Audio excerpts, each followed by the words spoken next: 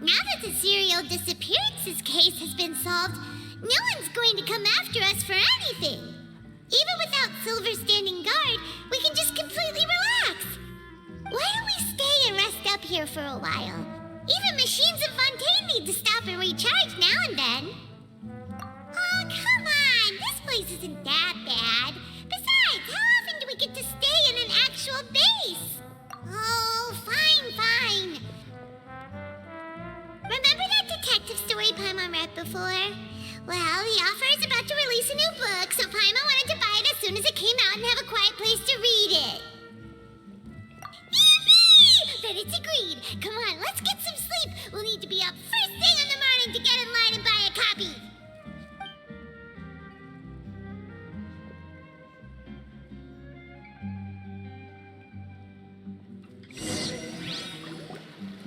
Paimon didn't expect that style at all.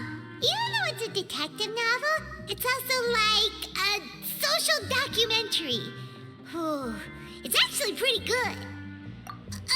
No, Paimon just spends a bit more time sleeping than you, that's all.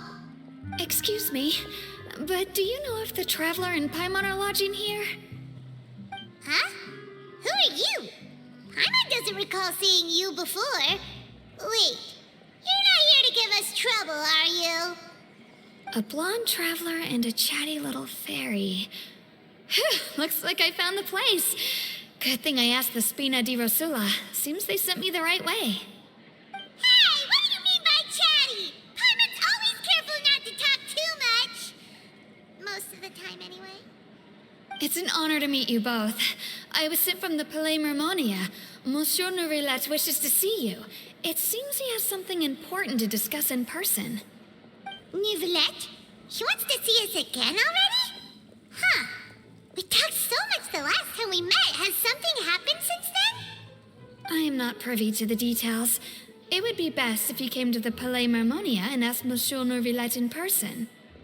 If you say so, but Paimon has a bad feeling about this. Now that I've delivered the message, I'll take my leave. Thanks! We haven't left the room for a few days, so we'll head over once we've freshened up a bit.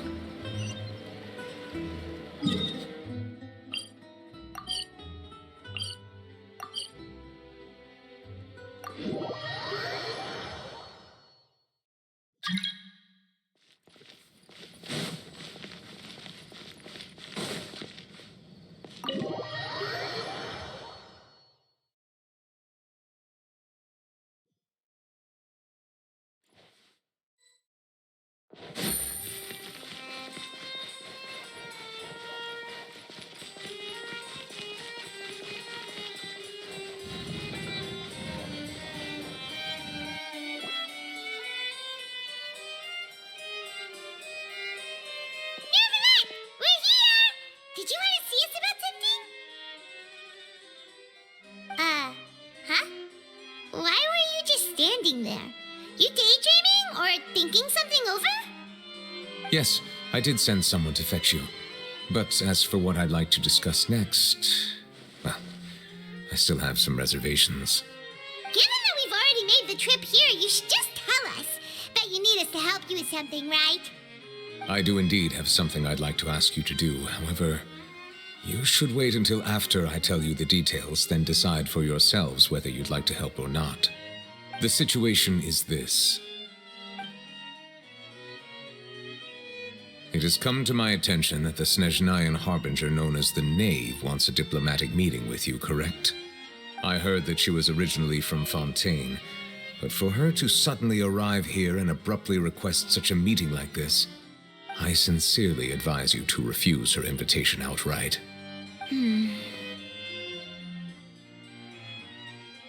I'm sure you're aware that her purpose is most likely related to Child's recent predicament. We convicted one of the Snezhnayan Harbingers in a court of law, but we have yet to provide any form of detailed report on the matter. This does indeed provide an opportunity for Snezhnaya to put pressure on us. I believe we should adopt an evasive stance until we can provide a proper explanation and have a preliminary plan on how to deal with the matter. No, we shouldn't. I think we should agree to the meeting. Oh? Well, you see, we are the ones that owe an explanation. If we keep putting off the meeting, it could easily result in the problem escalating, right? It's like a fight between two friends. If they don't agree to see each other and talk in person, isn't it possible that the friendship could end entirely? Though diplomatic relations between Fontaine and Snezhnaya could be considered as friendly, it is only superficially so. You wouldn't go so far as to say that our nations are friends, as you did in your example. It was just an analogy. An analogy, okay? Moreover, even if we were to talk in person, if we don't have sufficient information prepared, it is quite possible the result wouldn't be restored relations, but a complete falling out. I don't think we should overthink those possibilities yet. Ahem. Even if the logic of the divine is not immediately apparent, its wisdom will only be revealed with time. Besides, you'll be at the meeting. If any problems do pop up, you'll have no problem navigating them. I must clarify that interacting and communicating with people outside of court is not my cup of tea. It seems you think too much of me. But more importantly, when did I agree to join the meeting with you? You mean you won't come? No, that won't do. I can't go to the meeting alone. You have to accompany me. I must take you with me. Lady Farina, could there be something else regarding this matter that is being kept from me? No, not at all. Look, I am the Archon of Fontaine, Focalor, the god of justice who is loved and adored by many. So I only hope that justice will be served in this matter. Don't overthink it. I'll go find someone to arrange the meeting.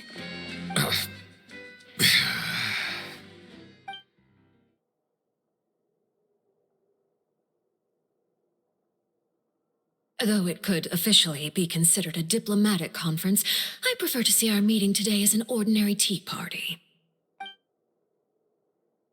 I assume you see it the same way, Miss Farina?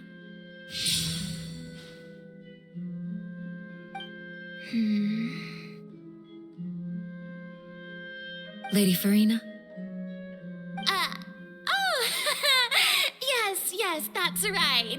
Just like you said, a tea party. I should thank you for providing the pastries. They look delectable. To make this tea party even more lively, I've invited someone else to join us today. It's a pleasure to meet you, Monsieur Neuvillette. I was born in Fontaine, so naturally, there's no need to introduce the nation's revered Eudex to me. Hello. The pleasure is also mine. First, I would like to thank the two of you. I'm often away on business outside of Fontaine, and I'm told that the children of the House of the Hearth have been well taken care of by you. Oh, I'm not referring to when my children, Linny and Lynette, were falsely accused by you.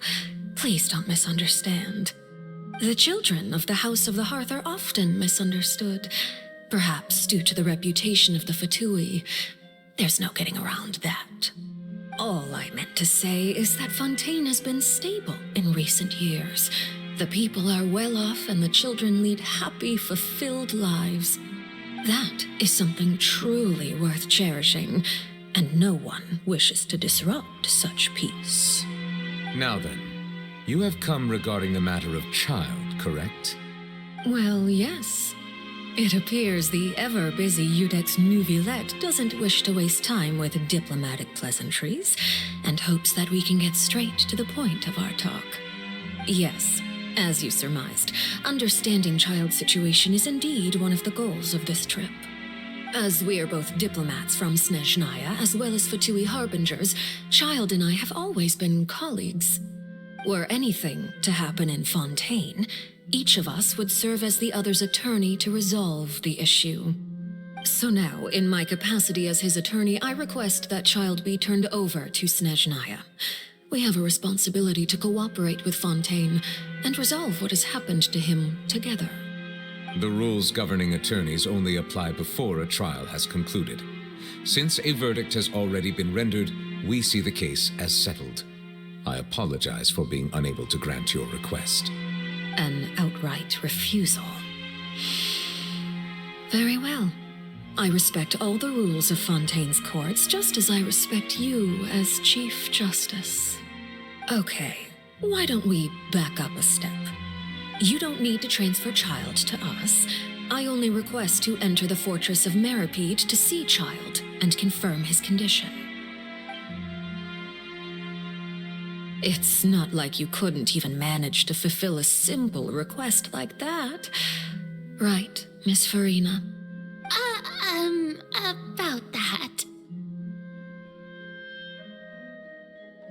The fortress of Meripede has always been completely autonomous. Even we have no authority to interfere there, and diplomatic issues do not suffice as an excuse. However, if you absolutely must confirm the situation of the Harbinger, I have a proposal.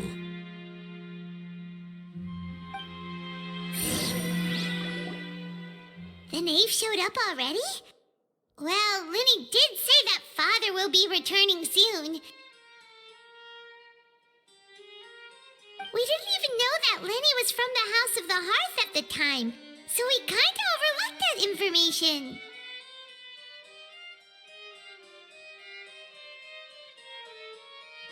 Yes, thank you for your kind advice. I'm well aware of the situation. I also noticed that Lady Farina acts a little odd and unnatural whenever I bring up matters related to the knave. Could the knave be threatening Lady Farina or something?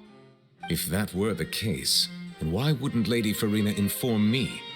And what means could the knave possibly have to twist the arm of an Archon? So maybe that's not very likely. Even though Farina can act a little weird at times, she's still an Archon. In reality, this problem is even more thorny than it appears. According to reports from the fortress of Meripede, Child recently disappeared under mysterious circumstances. The details are still unclear. We cannot rule out an escape, but there have also been no reports of him outside of the fortress of Meripede. Special guards oversee the fortress, and its internal systems are extensive. Combined with the special characteristics of the surrounding terrain, an escape should not be possible. I suspect that there's something else behind Child's disappearance. I was only willing to share this information with you because you are friends of Child, and it is my duty to see justice done. So this is what you wanted to see us about before. Yes. I would like you to go to the fortress of Meripede and investigate Child's disappearance. This was my proposal during our meeting with the knave. Rather than allowing her to intervene, I offered to send someone to find out about Child's situation and report back to her in detail. The knave did not seem satisfied by my proposal, but she still agreed to go along with it for the time being. Her words were, "We will talk more once we have that report." So that means we bought ourselves some time. Firstly, you're already acquainted with Child. Your eyes may discern relevant details there that others would miss. And secondly, is the consideration of the unique nature of the fortress of Meripede. Isn't it just Fontaine's prison? I would not define it so crudely. The fortress of Meripede is not affiliated with the court system of Fontaine on paper. It has always existed as an autonomous entity. Early in Fontaine's history, criminals were punished with exile, not imprisonment. Even today, sentences against convicted criminals still include exile, just as before. The fortress of Meripede may seem like a prison, but it should in fact be regarded as a gathering place for exiles. All we do is dispatch guards to keep watch and help maintain security, but we have no right to get involved with any other matters.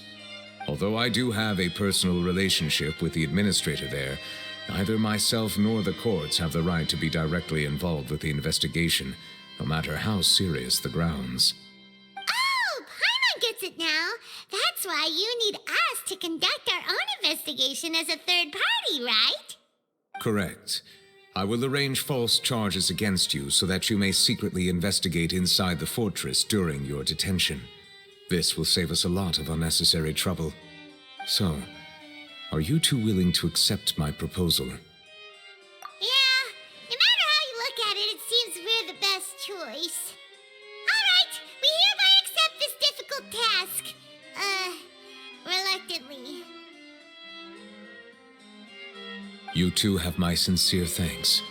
This matter is of critical importance to Fontaine's current situation. Also, I hope that both of you can keep this operation a secret. We will rendezvous at the Fortress of Merope's entrance on Erinius once you've prepared yourselves. I will arrange for someone to take you inside.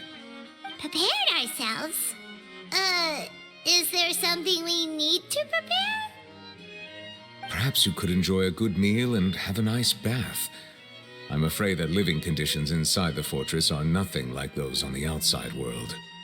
Oh, right! Even though we'll be there on trumped-up charges, we'll be in prison for real.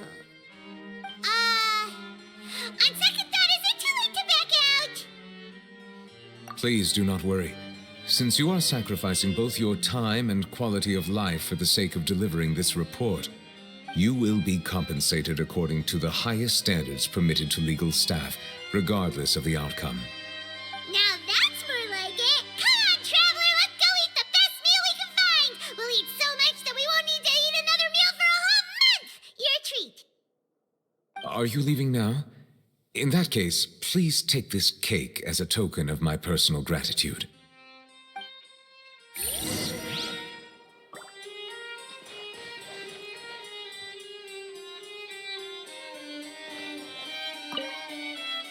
Oh, no need to thank me for it.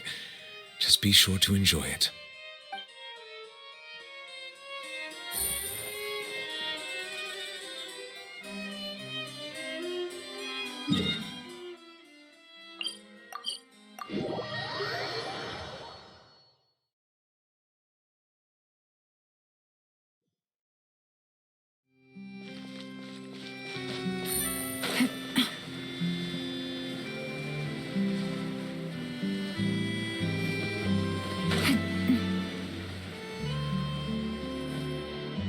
I'll have that, and that. Oh, and one of those two. Ooh, and no Fonta, thank you.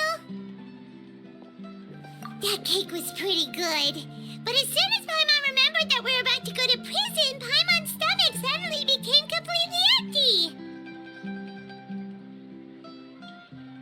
Now that Paimon thinks about it, we've always been super careful ever since we arrived in Fontaine, just to avoid breaking any strange laws here. But here we are, about to willingly send ourselves off to the Fortress of Meropide. Maybe this is what they call fate. Let's just try our best to investigate everything quickly once we get there. Paimon doesn't want to stay in prison too long.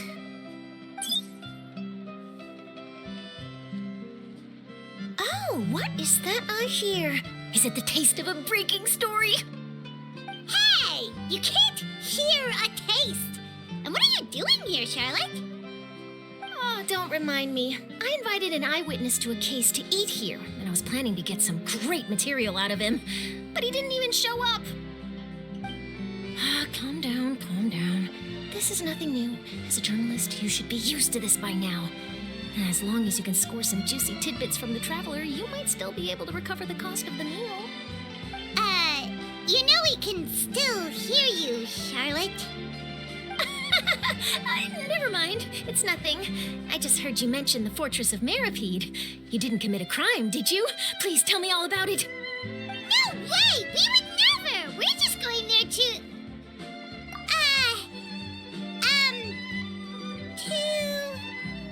Oh no, Paimon almost forgot that Neverlet told us to keep it a secret!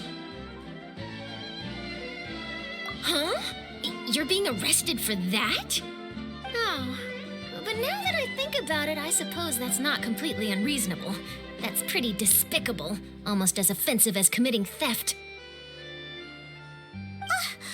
You mean Paimon really did something that serious? Sorry, Paimon really messed up. In that case, it's nothing particularly newsworthy after all. Oh, how disappointing. Oh, right, there's still a chance.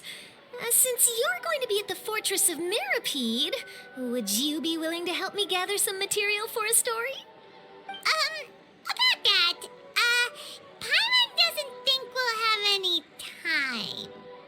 Oh, it's nothing difficult. All you have to do is think of a way to get some time face-to-face with the warden of the fortress. He was awarded the honorary title of Duke in Fontaine. Sounds really cool, huh? Only those who have made significant contributions to the nation have been conferred this title. It's incredibly rare. On top of that, the Fortress of Mirapede has never been under the jurisdiction of the courts. Practically nobody, including journalists like me, knows anything about the person in charge there. Oh, if I could write an exclusive article about him, I bet it would sell a boatload of papers. You make it sound easy, but it really depends. Of course, I wouldn't ask you to do it for free, so this meal is on me. All right, you got a deal. We'll do anything you want. Then it's settled. The food should be here any second, right? Huh?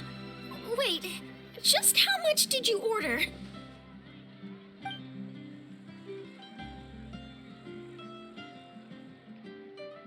Oh, Paimon's so full. Well, guess we have nothing to regret now, so let's get going. I had no idea you could eat so much. That didn't go according to plan. Please, please, don't forget about the material for my news article.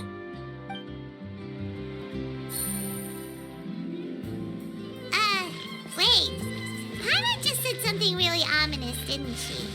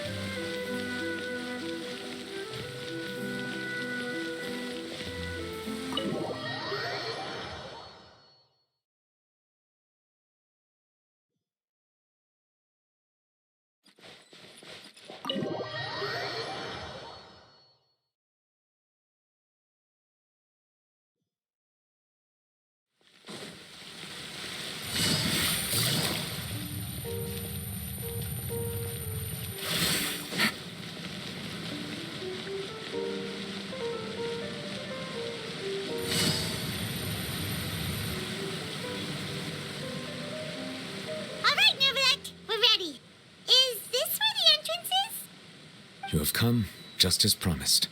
Yes, this is the one and only entrance to the Fortress of Mirapede from Irenaeus. Careful.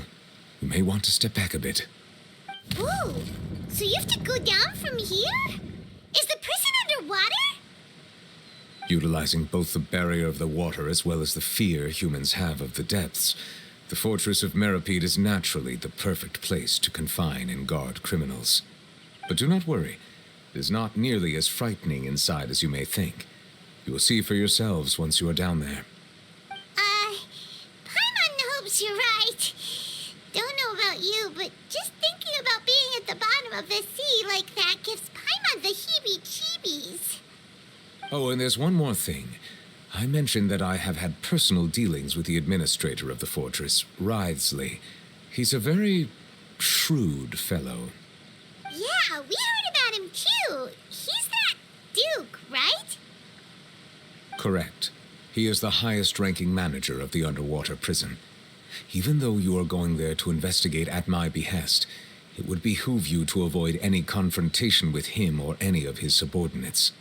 The Duke rarely ever leaves the Fortress of Mirapede, but that does not mean he is not privy to all that is happening inside and outside the fortress.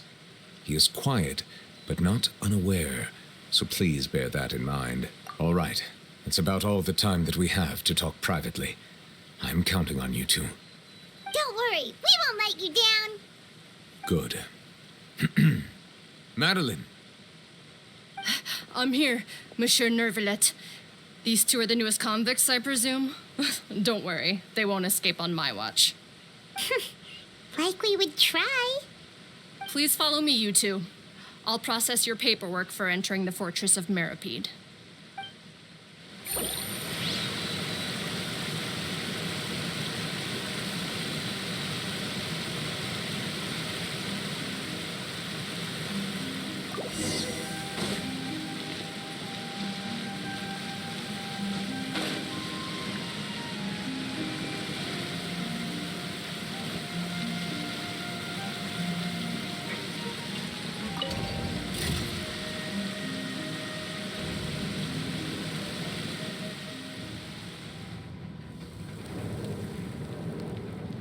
Are we already underwater now?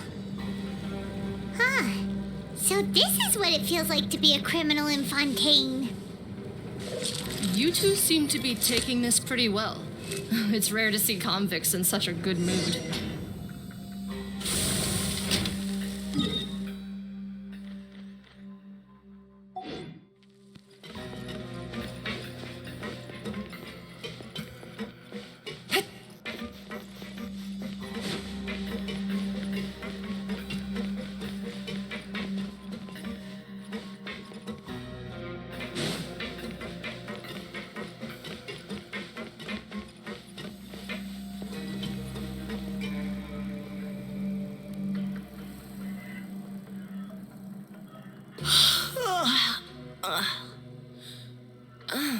It's you, Madeline.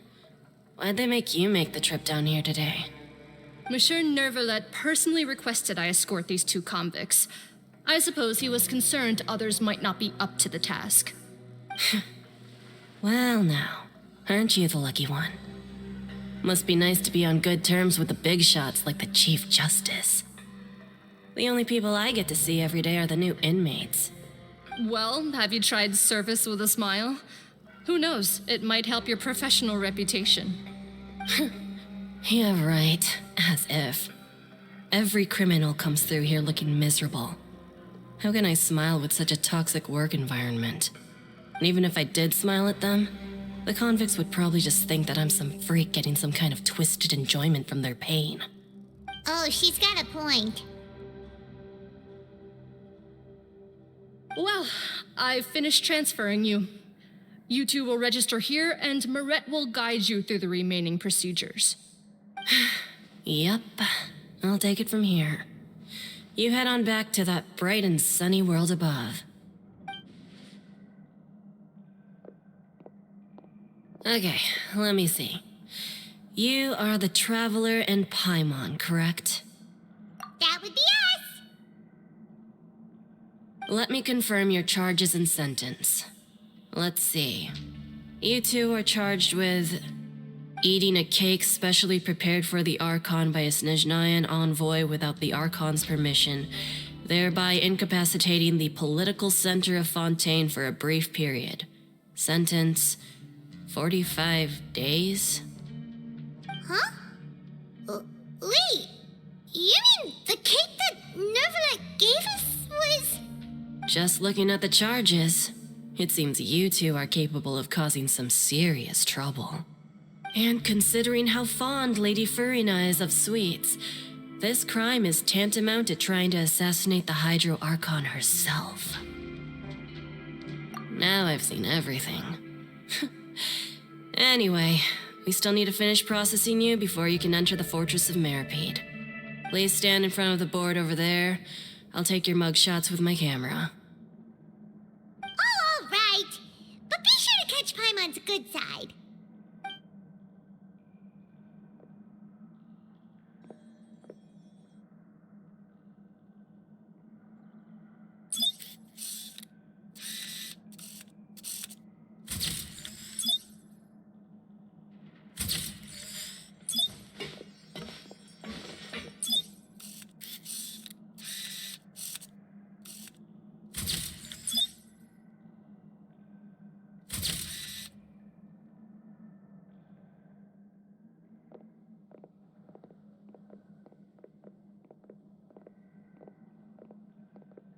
And we're done. Thank you for your cooperation. Next, someone will be along to guide you inside the fortress. Please be sure to cherish this opportunity for rebirth.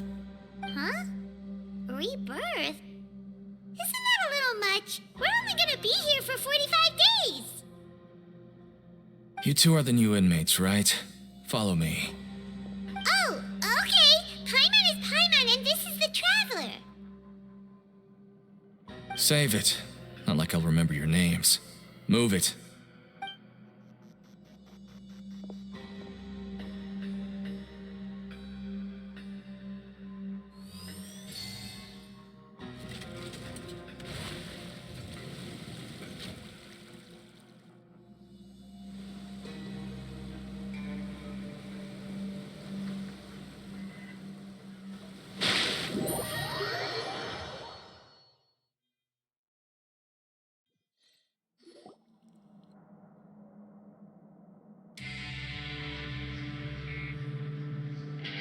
So, are you one of the guards here?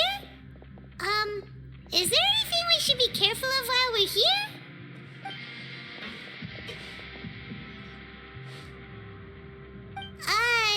Did Paimon already ask something she wasn't supposed to? Why should I tell you anything? What's in it for me?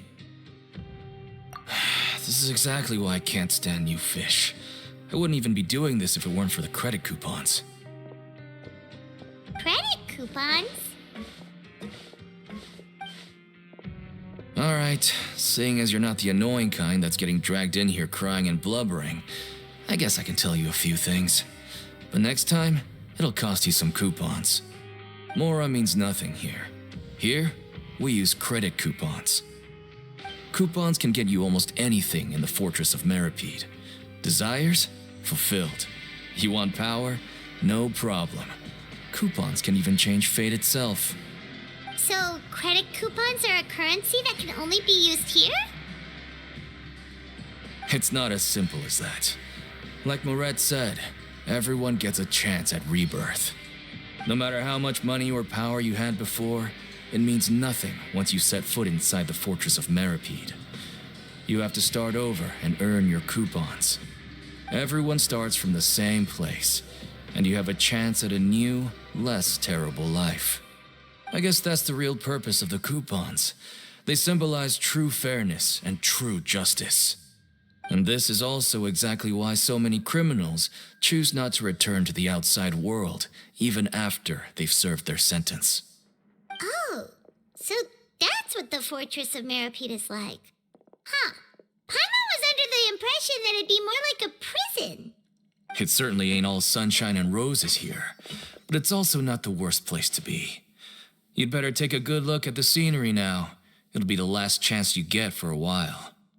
After being away from the sunlight for so long, even the terrifying depths of the sea start to feel like home.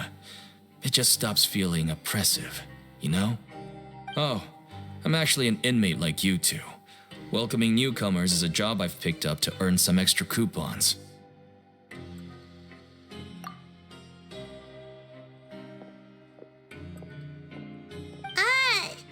Why aren't you answering us again? I've told you enough for free. Any more info is gonna cost you. So all you care about is Mora! Wait, no. Coupons? Almost there. It's down through here. Your turn to give it a try.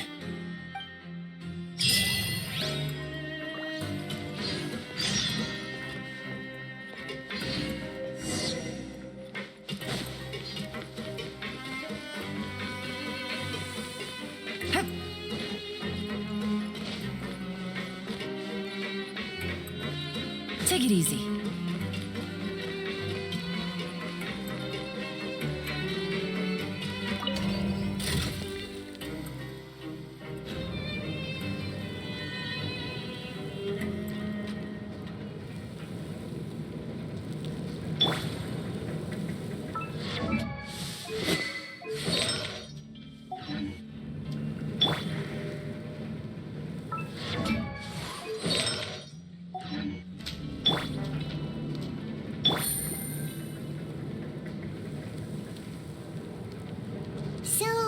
we're going even deeper now?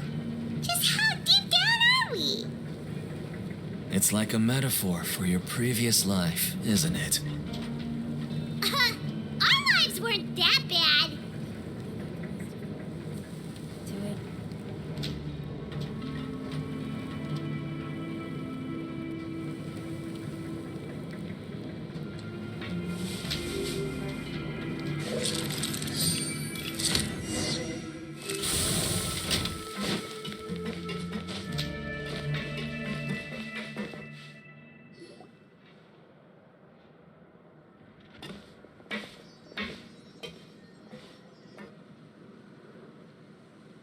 So this is the actual entrance to the Fortress of Meribid? Huh. It looks like there are other new arrivals, too. Oh, they sure don't look happy. Maybe we look too relaxed for fresh convicts. Oh, right. We're on someone else's territory now. We need to think of a good way to act like criminals to get by. If we're discovered, even Neuvillette might not be able to rescue us. Hey! Don't scare Paimon! Oh, Paimon's not ready for all this! Look, I don't really know you, and I have no idea what kind of crime you committed, but you wouldn't have happened to anger someone important, did you? Someone important? Paimon doesn't think so. Wait, why are you suddenly trying to talk to us now? Now's not the time to worry about that. Anyway, it's over there, so you just go on over there by yourselves. I've done my job, so good luck. What was that all about? Wait a second. Are there usually so many Garderex around here? They're already onto us? Prisoners numbers 7459 and 7560. Welcome. Oh, no need to be anxious. These Gardemex aren't here to attack you. In fact, they're here as your honor guard. When I heard that you were friends of Monsieur Neuvillette, I had the Gardemex come and wait in formation. Wait, you know about our connection with Neuvillette? The seafloor isn't as cut off from the world as you might imagine. However, I'm afraid that I know nothing more than that you are friends of the Udex. And as you can see, committing a crime means being sentenced here, even if you're friends with the Chief Justice. Quite fair. The Duke! Greetings, Your Grace. Lovely weather today, isn't it? Oh, greetings, my good fellow. Well, I'm willing to imagine that the weather is as good outside the sea as you say it is. How great it would have been if only the Fortress of Meribid had been built on the coast, huh? It would have been so convenient to enjoy a nice chat in the sunshine. My profuse apologies. I just got so nervous when I saw you, So this is the Duke. He sure looks a lot younger than Paimon imagined. The Traveler and Paimon, correct? Mr. Deacon here was responsible for your welcome. I trust you were satisfied with his guidance? Outstanding. Well, Deacon, I recall we discussed fate during our last work meeting, I believe that fate will reward all those who take every aspect of their work in life seriously. When you return to your bunk, you'll find the guards have issued some extra credit coupons to you. Oh, thank you. Thank you, Your Grace. Oh, and you too. I can't believe you gave me such praise. If you need anything in the future, anything, please come find me anytime. No credit coupons necessary. Well, I believe that concludes the introductions. We've already taken enough time here. Deacon, if you would. Yes, Your Grace. I'll take my leave now.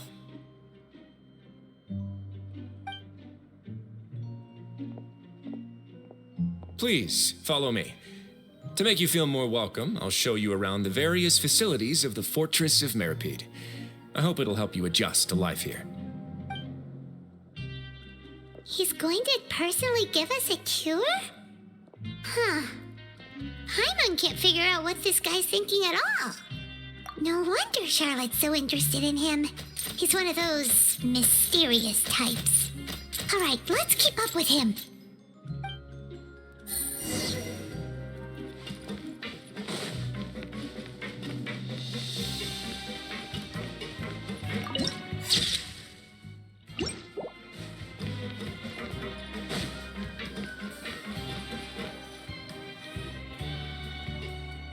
There's no need to be so reserved.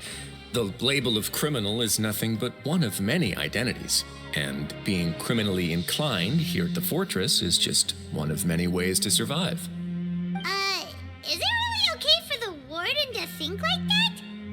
We're real criminals, you know. What if we're too difficult to handle? Well, then maybe you'll be able to carve out a name and a place for yourselves in this underwater world, But before you go in swinging, please remember that in the Fortress of Meripede, it's better to not cause trouble for yourself or for the guards. Now, we've arrived at a very important place, the Coupon Cafeteria. You can come here and claim one welfare meal each day. Welfare meal? You mean it doesn't cost anything? That's right. Criminals are essential to Fortress operations, so we must guarantee that they at least have the basic means to survive. But that's not how it was. Back in the day, it cost you reward coupons just to get a cup of water here. For fish like you who just arrived with nothing, you'd have to go to work hungry until you earned enough coupons to eat. It was only after His Grace became the administrator that we got the free meal rule. Now everyone gets a square meal every day, even no-good slackers who've never picked up a wrench in their whole lives. Nobody starves to death here. In the Fortress of Meripede, credit coupons are the only currency, and everything must be purchased. In some sense, you could say using the coupons is a form of trade.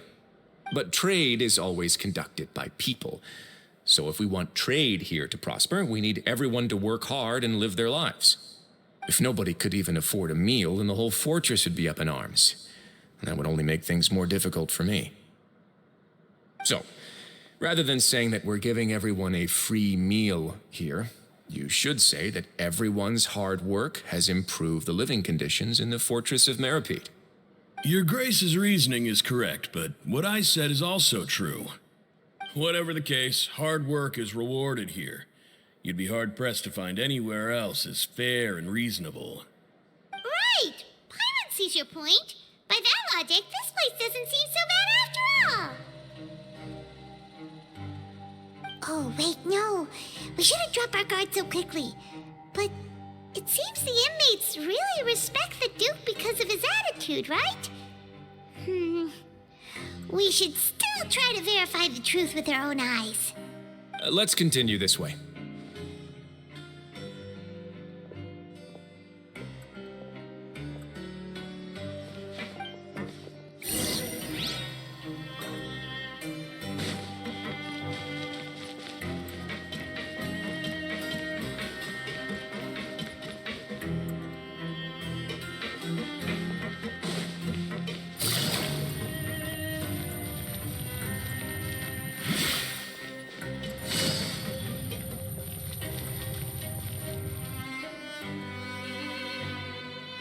This place is known as the Pancration Ring.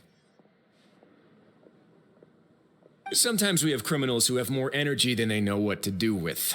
Their daily work alone isn't enough of an outlet for them. So, instead of leaving them to their own devices, we've provided them with this dedicated venue. This way, nobody will get involved unless they want to be. Pancration matches? And you can earn extra coupons? Oh, what do you think, Traveler? Interested? But I must warn you that your sentence will be extended if you fail to restrain yourself and end up seriously injuring or killing your opponent. So, did you set this place up too? No, actually. I just granted approval for the organizer to use this area to build the ring, and I collect a portion of the proceeds in return. Of course, the fees are also quite useful. Oh. Do you mind if we ask what they're used for? Sure. Ensuring personal safety, maintaining the arena, and resolving any conflicts that arise. Why? Are you interested in how to manage a pancration ring? Oh, no. Paimon was just wondering if that's how you paid for everyone's welfare meals. A reasonable guess. I see you have a talent for entrepreneurship. Oh, you hear that? Paimon has a talent! So we can start a business here? That is something you can discuss between yourselves later. Let's move on for now.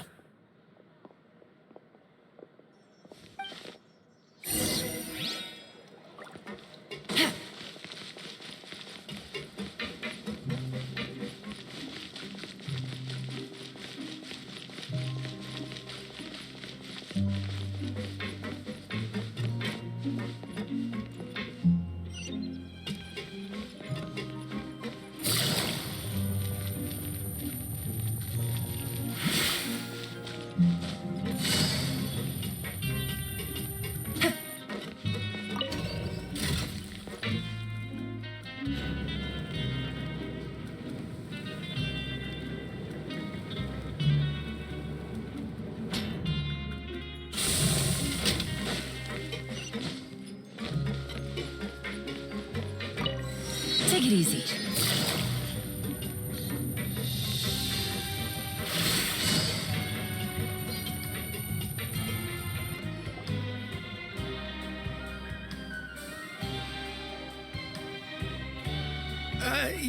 Your Grace. Good morning.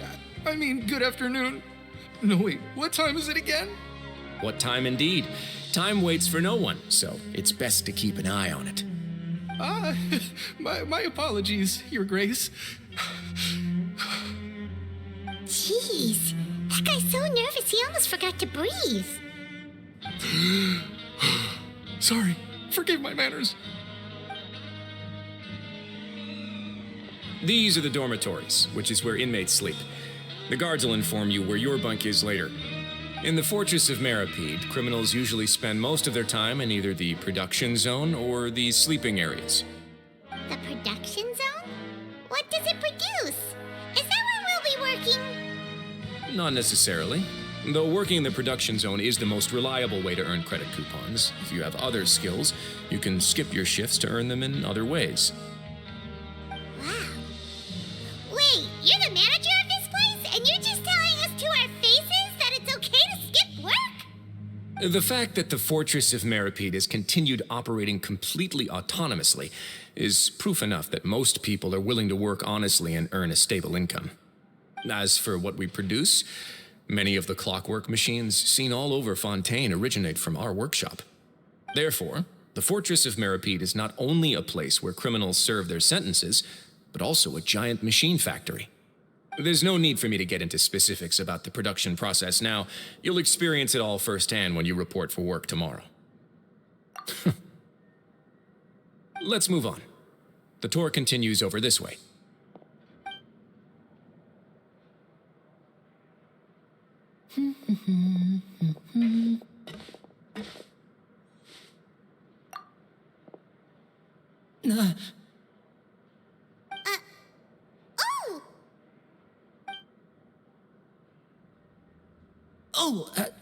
You really scared me there. I didn't expect to see you here, Your Grace. I thought maybe I was so tired from work that I was starting to see things. The only thing you should be seeing is the work in front of you. Stay focused and keep up the pace. Oh? Is something the matter? It's nothing. Paimon's just worried about how hard we'll have to work tomorrow.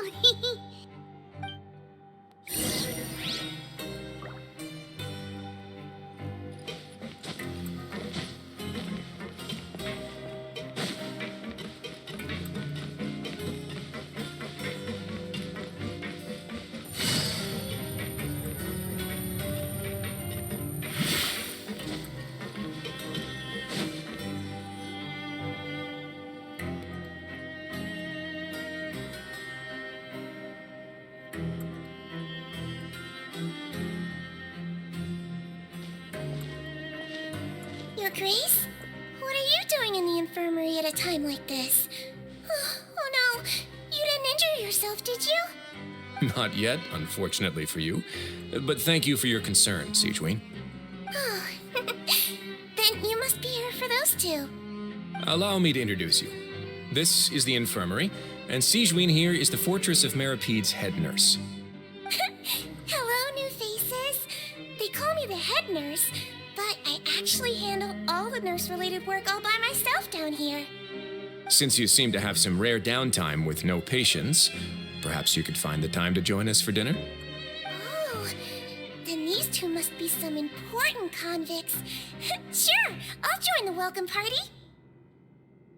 Thank you. Your presence will be the pièce de résistance for today's tour. Oh, so the tour part is over now? I believe I've already covered the primary aspects of life here in the fortress. As for your work, there'll be someone else to guide you through the details. Is there anything else? I seldom conduct tours, so why don't you just ask if you have any questions? Well, this is our first time here. Paimon's not sure what to ask. Then let's head back to the coupon cafeteria. Maybe a meal will help you think up some questions. You should at least try to be excited. Our free meals are actually pretty good here.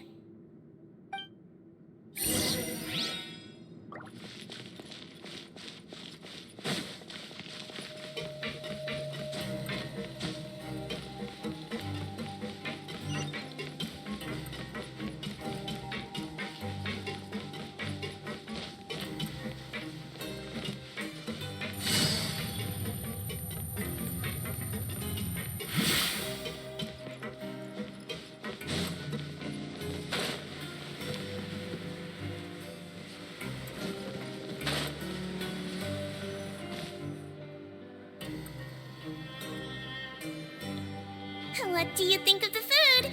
Does it meet your expectations? Wow, it looks delicious!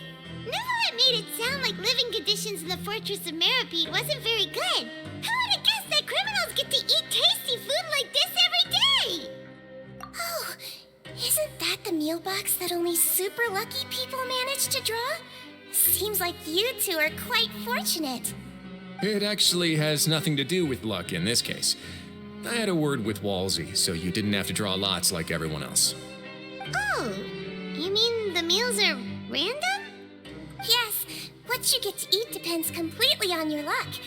You could say that it's a distasteful little game that Chef Walsey likes to play here in the cafeteria. Paimon knew it! If criminals got to eat tasty food like this every meal, the crime rate in Fontaine would skyrocket for sure. Excuse me, did I hear you mention Nervulette just now? I've been wondering how he's doing. Is he busy with work? Has he been taking care of his health? He seems healthy no matter how you look at him, but he works so hard all the time, so it must be really tiring. Sounds like he hasn't changed a bit. Looks like you can stop worrying so much, Sigewinne. Oh, that's good. But I still feel like it's been too long since I've heard any news about him. No news is good news. Maybe next time I've got something to discuss with him, I can invite you to accompany us. But isn't the Fortress of Meripede independent from Fontaine's court system? What do you two have to discuss? Well, we provide all kinds of mechanical products for official use, and some essential goods have to be obtained from the overworld, so we naturally have to stay in touch about this and that. Monsieur Nervulette's character is unimpeachable. No matter the question, you can discuss it openly and freely with him. Talking with him feels quite effortless. In light of that, I am quite willing to go out of my way to show respect and accommodate him. In fact, right now, I'm treating you two as guests invited by Monsieur Nervulette. But unfortunately, I can only do so until the end of this meal. After this, you two will just be inmates here.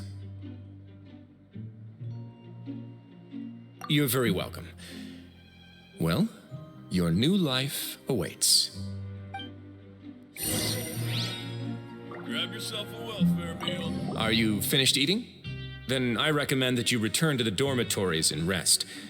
You have work to do tomorrow. Perhaps you were hoping to ask for some special privileges?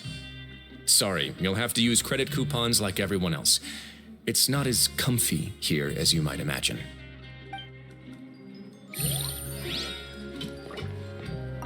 Now that I've gotten a good look at you two, I think you're very cute. After all, heavy is the head that wears the cutesy crown. I guess I just want to say, just take care of yourself and don't get hurt.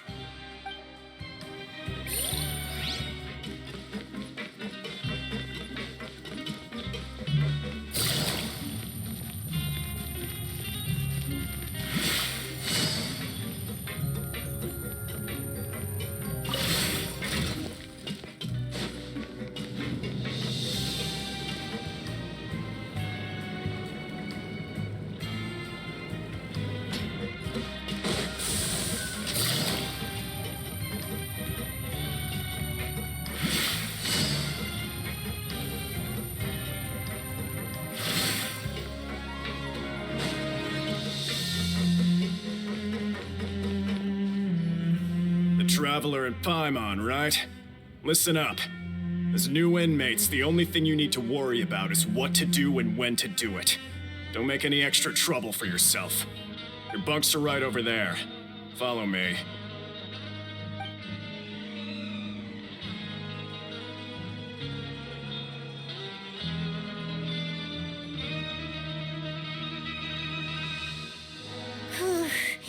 So this is where we'll be sleeping from now on.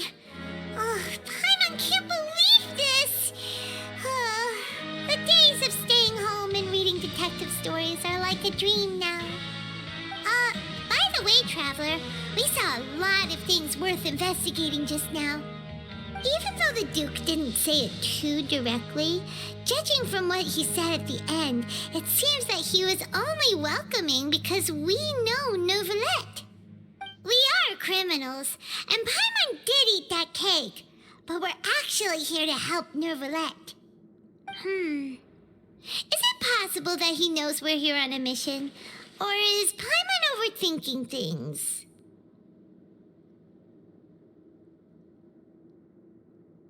Yeah, Paimon thinks so too. He probably knew why we came here from the very beginning and intentionally wanted to send us a message. Maybe something like, "Hey, I have my eyes on you, so don't try anything funny."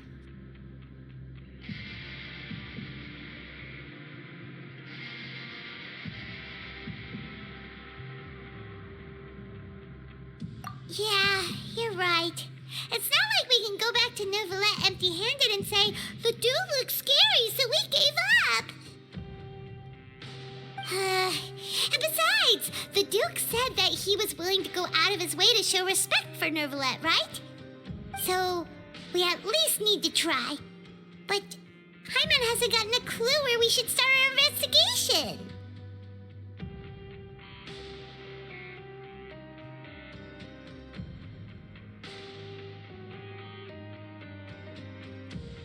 You mean...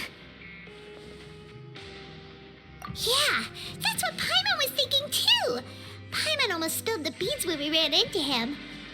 Fortunately, based on his attitude, it looks like the Duke sees Linny as just another inmate. We worked so hard to help clear Linny and Lynette's names, and yet we turn around and bam! He's in prison anyway! Oh, right! Linny and Lynette are from the House of the Hearth. They work for the Knave, so they could be here to investigate too! Huh? Oh, it's a card! Paimon didn't notice it earlier. It looks like a magician's prop. Lenny must have left it here. He's in prison and still doing his little tricks, huh? Let Paimon have a look. It was nice to bump into you again. Let's catch up in the production zone tomorrow. What in the world? It's written like he's greeting a buddy on the street. Paimon thought he'd write something important. If you say so, we can ask him what's going on tomorrow. Let's get some rest now.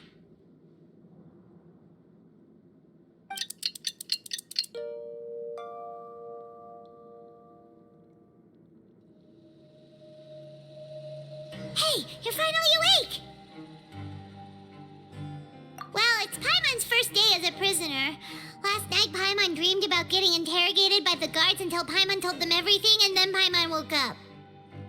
Hey, come on! It's just a dream, okay? Paimon wouldn't really squeal. Maybe. Hey, lazy bones! What are you still doing here? If you don't want to starve, then get yourselves over to the production zone.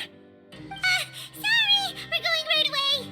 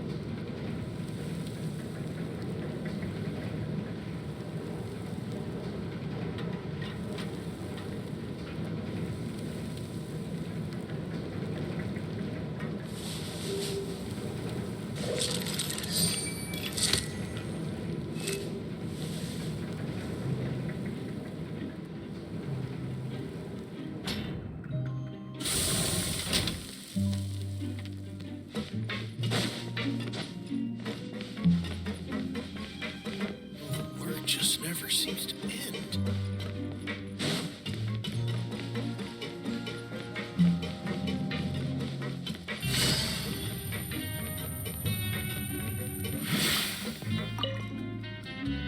Ah, you must be the catch of the day. Looks like you've got some luck getting assigned this space. Yep, we just arrived yesterday and... Don't interrupt me when I'm speaking. Yes, sir. Listen carefully to my instructions. I don't want any mishaps. Every machine here is worth more than the both of you. Working around these machines can be very dangerous. Do your job well, and you can eat in the cafeteria after your shift. Get sloppy, and you dine in the infirmary. Anyway, the Fortress of Merope doesn't want to lose a single one of its machines. And it also doesn't want to waste the production potential of any inmate. You got that? Got it.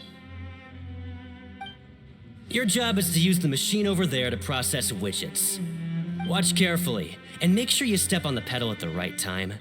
If the machine gets jammed, then give it a little maintenance with your fist. Here, take this. Bring me the processed widgets, and I'll give you some credit coupons in exchange.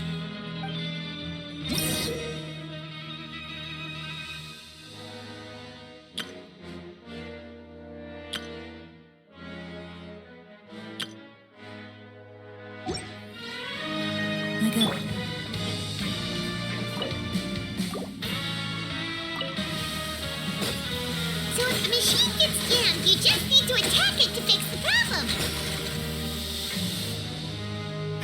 Once the widget is hot enough to blow, jump to step on the pedal and hit the widget with the hammer.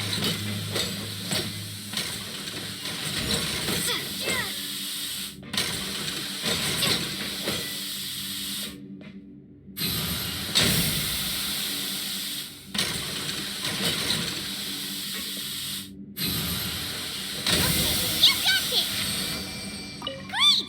Now we can report back to the foreman and give him the processed widgets.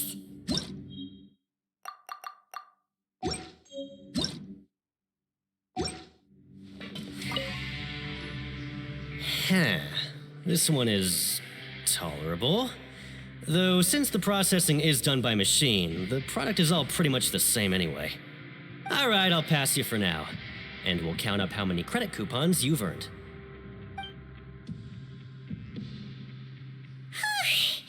Paimon's exhausted. We're done now, right? Oh, that foreman. He's so scary that Paimon couldn't even speak. Ugh. Even though Paimon's starving and wants to head straight to the coupon cafeteria, we still need to meet Lenny first, right? He probably just finished up his work, too. He should be around here somewhere.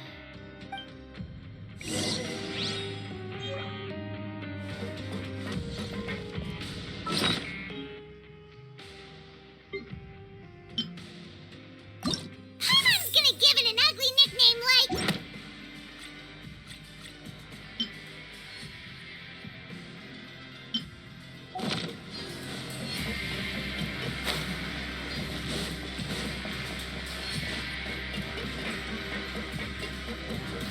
Lenny?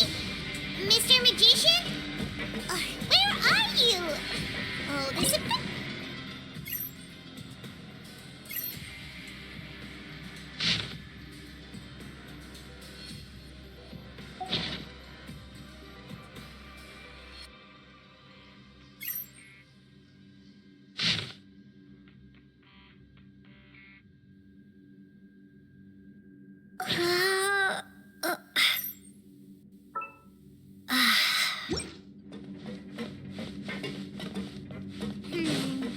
He doesn't seem to be around here.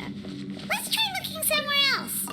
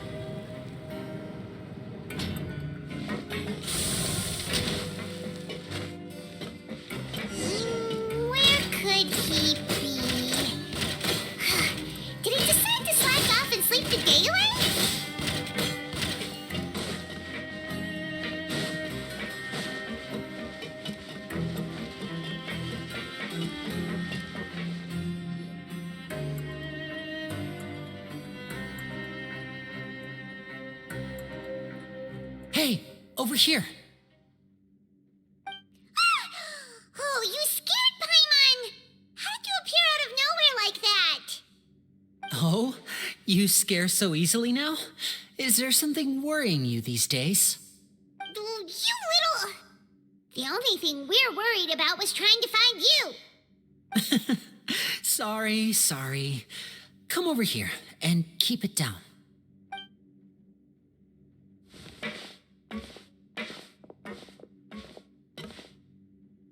Oh, Lynette! You're here too! You two really are inseparable.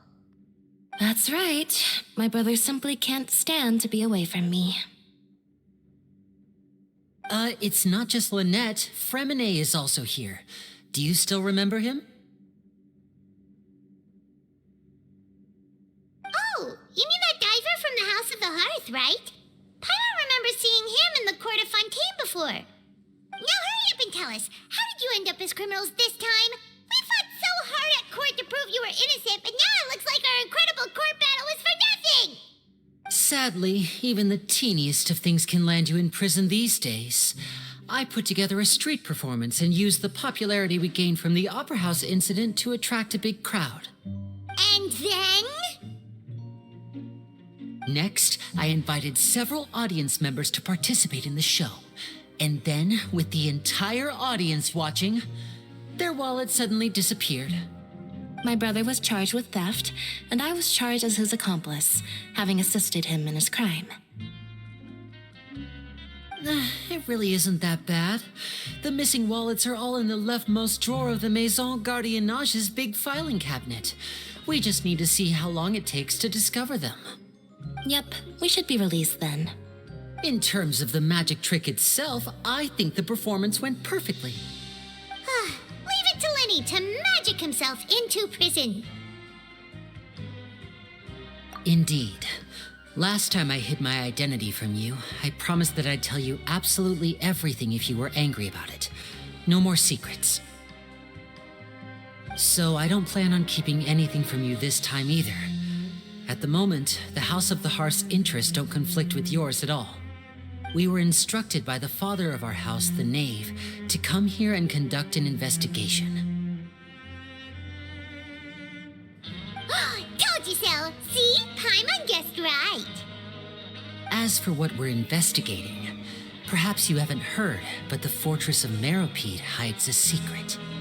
Some even say that the entire fortress exists just to protect it. The House of the Hearth has been investigating this for a very long time, trying to uncover its mysteries. But recently, all of our informants, including the ones that had infiltrated the guards, suddenly vanished and have not been heard from since. We believe that this is a direct provocation, and it's the reason why we came here. Father has somehow managed to confirm that Focalors does not have Fontaine's gnosis. Huh? How did she manage to learn information that important? Father has her ways. Many of them are beyond our imagination, and we've never had the chance to see her at work. But we trust her conclusions. It was this information that led us to suspect that Fontaine's gnosis might be in the fortress of Meropide and is related to that secret. So it's all about the gnosis again. Well, that's about it from our side. How about you two? Did Monsieur Nervulette send you here? Bingo! The Knave has been applying a lot of pressure. She wants to know what happened to Child, so we came here to investigate. Traveler, are we allowed to tell them? You don't need to worry too much about that. She's just asking for a report on Master Child's predicament as a means of pressuring you. Father used this situation as a pretext to negotiate with two high-ranking officials in the court of Fontaine. She actually just wants to be able to make concessions on this matter for gains elsewhere, almost like a bargaining chip. Sometimes you need an excuse to do things you otherwise couldn't. And a harbinger is more valuable than you might imagine. Of course, it's not a complete farce.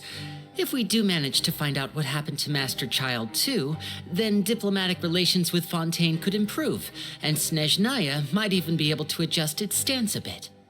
Is it just Paimon, or does it feel like we're the only ones who actually really care about Child's situation. The relationship between the Harbingers must be as bad as ever. I wouldn't go that far. Father just has different standards than we do when it comes to what can be sacrificed for an advantage. By the way, I have a suggestion. Why don't we team up? Even though we have different objectives, we're both here to investigate the fortress of Meropide. It would be more efficient for us to work together. As you know, the House of the Hearth has many reasons to seek the Gnosis, but our highest priority remains resolving the prophesized crisis.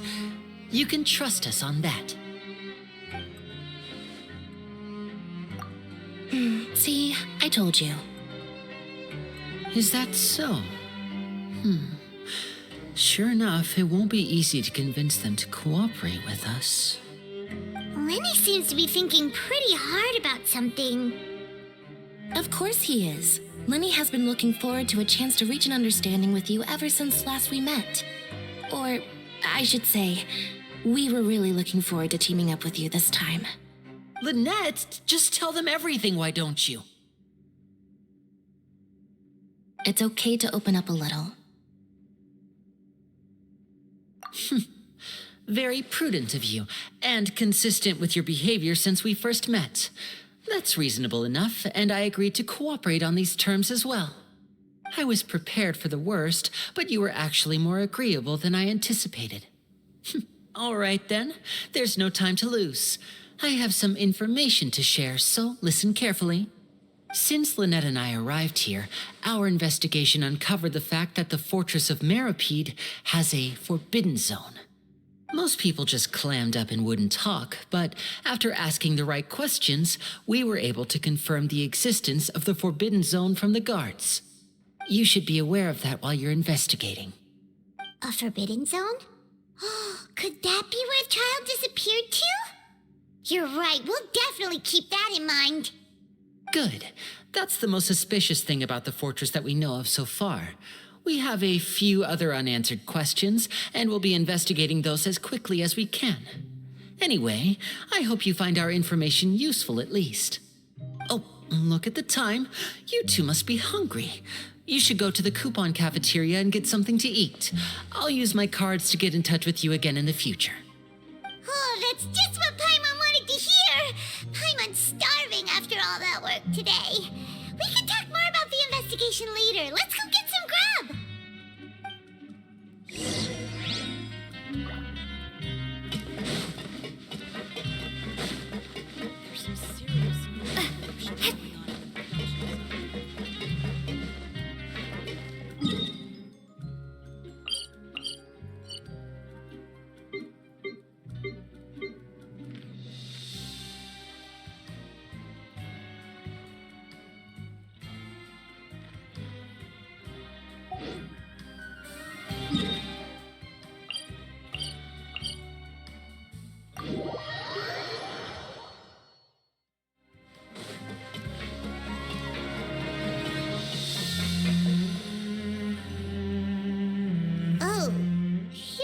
Kidding. Today's meal is nowhere near as good as last time. Oh, who knows how long it'll be until we're lucky enough to get that super tasty meal again. Forget about it then. We'll just deal with the regular food for the time being. Let's just get out of here as soon as possible. But life here doesn't seem all that bad. Other than the foreman being kind of mean and the work being pretty tiring. You think so, mate? If I had a coupon for every fish who said that. Seems you fishies still haven't learned your lessons from your life up on the surface. If you take things at face value, then by the time you reach a dead end, you won't even know how you ended up on that road in the first place. I like your attitude. I can, let you in on a little something. Everyone's been telling you to just follow the rules and not cause any trouble for yourself. Am I right? But what they don't tell you is that the rules aren't exactly what they pretend to be. The rules for being a prisoner. The truth is, this place has a lot of hidden rules. Huh? Hidden rules? What do you mean? Not everyone knows about those rules, but whether you know them or not, once you break one, you might encounter something even worse than death.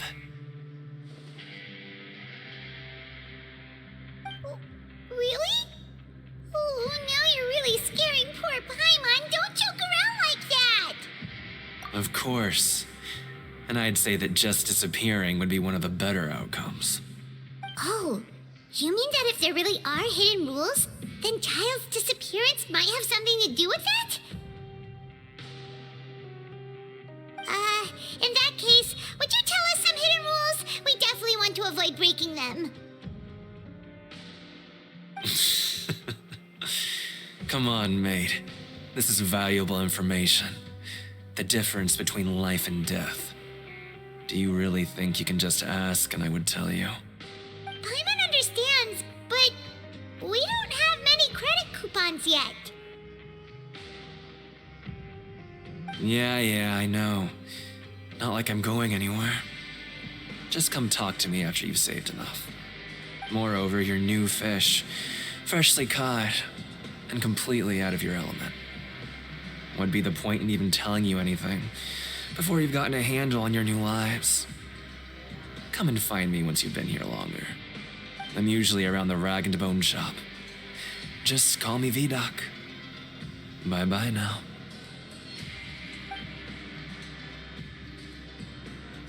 He left. Just like that. Huh. Do you think he's just trying to scare us into buying fake information from him? Yeah. It might be a good place to start in our investigation. Hidden rules, huh? But, like he said, we don't have any coupons and we're still not familiar with this place. Oh, there's nothing we can do about it now. We were so busy talking, we almost forgot to eat. Even if it's not the best, it's probably better while it's warm. Come on, dig in before it gets cold.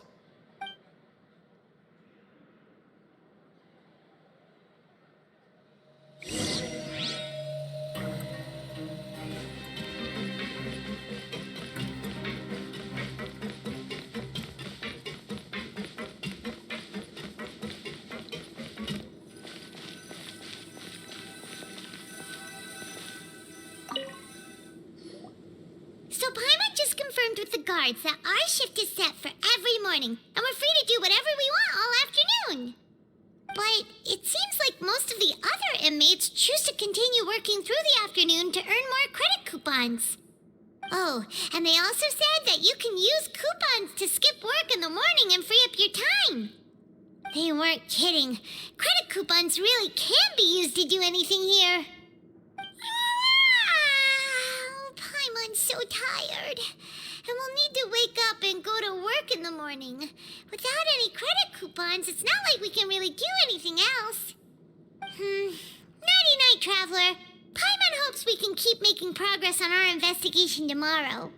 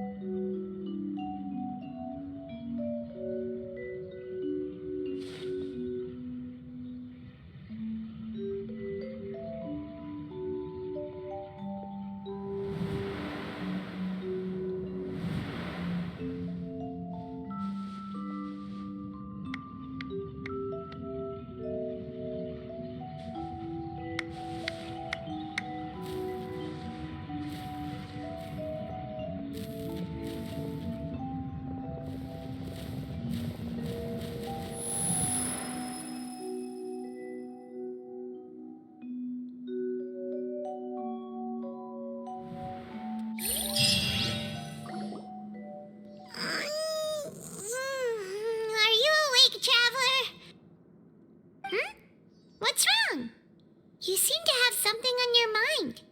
Did you dream? Is that even possible? Unless... It wasn't an ordinary dream? Child's vision! So you had it with you this whole time?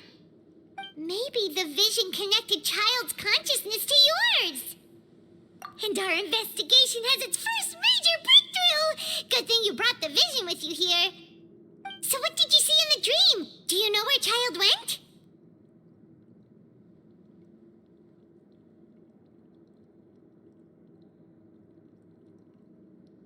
Huh. Okay. Well, hopefully it'll be a bit more helpful in the future. What's more important now is that it's the start of another new day as prisoners. Let's do our best to earn more credit coupons. What's the plan for today? Let's go! It's time to start working. If that guard Fielding catches us skulking about, he's sure to give us an earful.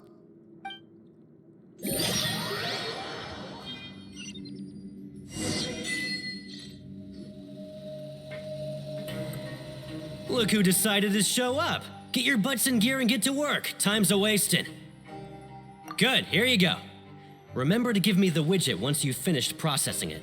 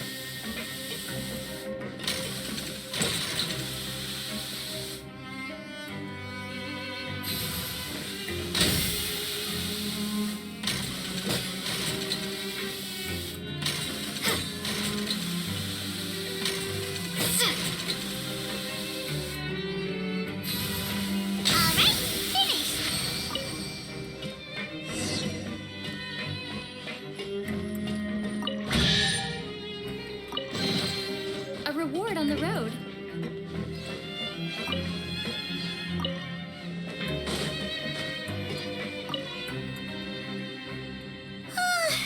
Paimon's beat.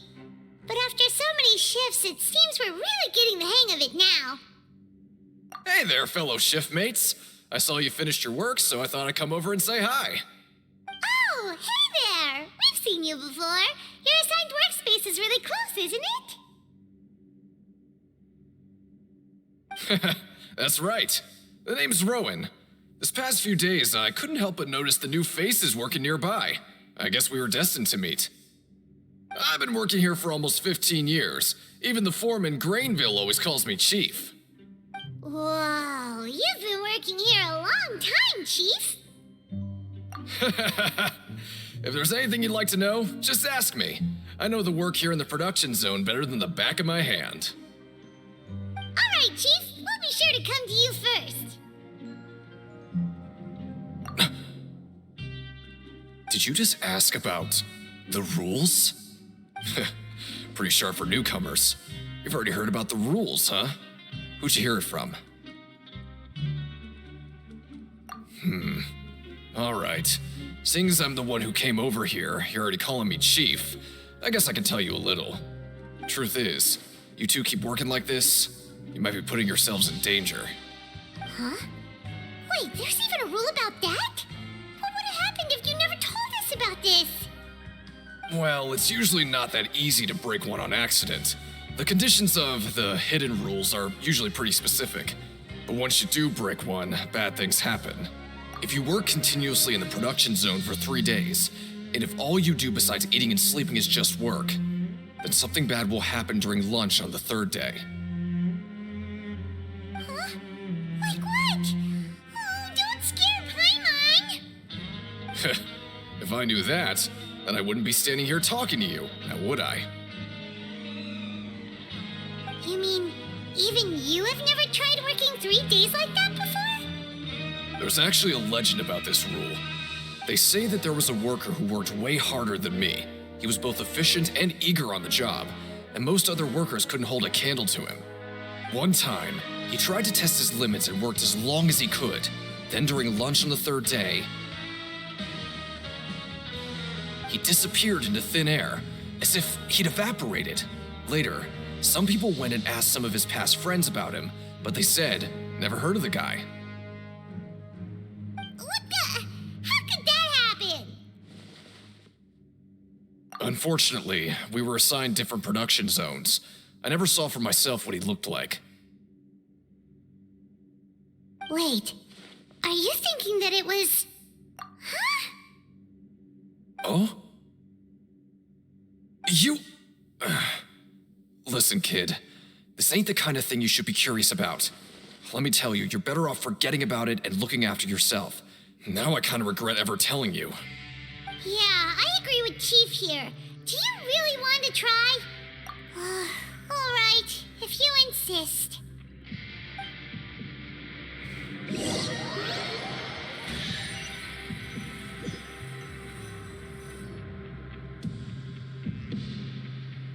Oh, just a regular meal set. Guess Paimon shouldn't get her hopes up.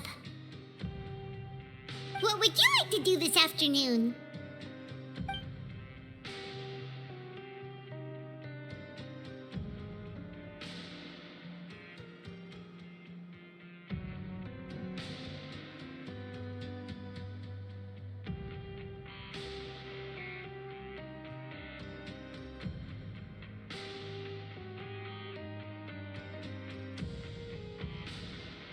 But Paimon really hopes the foreman will be in a better mood today.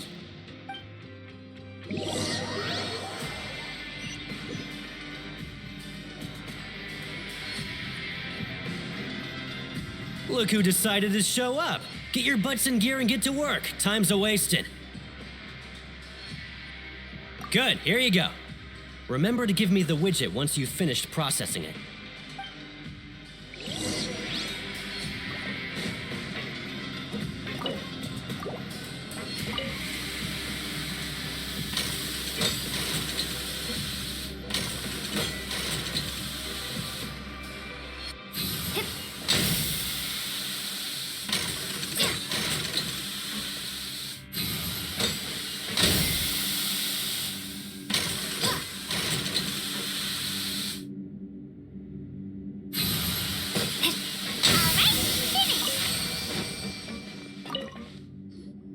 Let me have a look.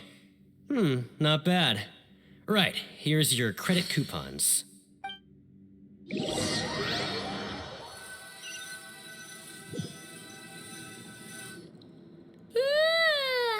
woke up so early today that Paimon's been nodding off all afternoon.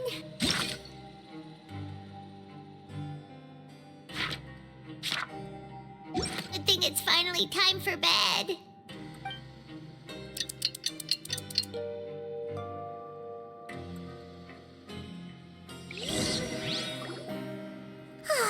The dawn of a new day. Paimon feels like we're getting used to life as convicts. Is that a good thing or a bad thing? What do you have planned for us?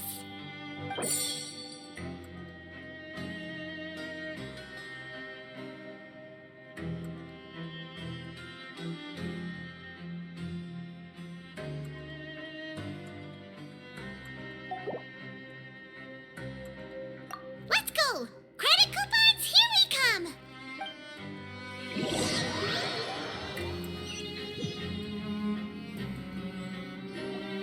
Look who decided to show up. Get your butts in gear and get to work. Time's a-wasting. Oh? What's with suddenly wanting to work so hard? You need coupons that badly? Sure. Let's just say we really want to test our limits.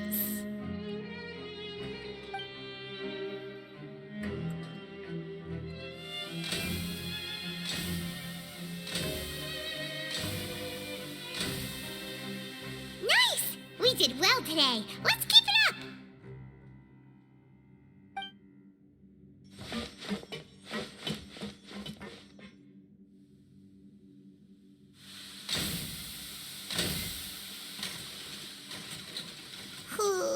Paimon's had it. Who knew that processing these widgets would be so tiring?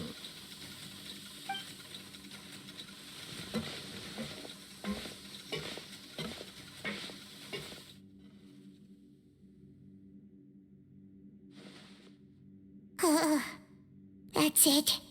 Paimon doesn't even have the energy to talk anymore. Is it time to eat yet?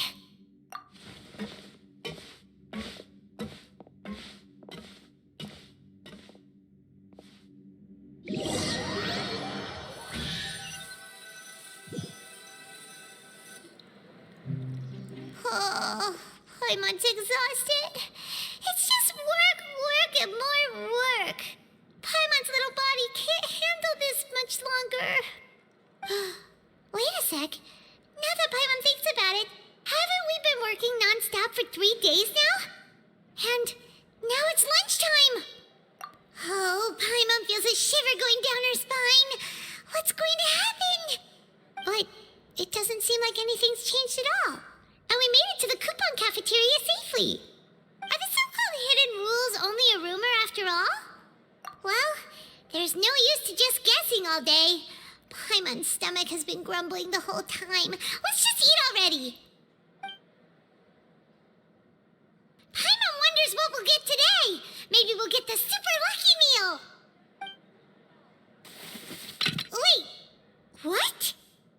What in the world is this? What's with Paimon's food? And yours is the same. Is this stuff meat? But it looks and feels so bizarre. What kind of chef would make food like this? What do you think is going on? Is this the bad thing that Rowan was talking about?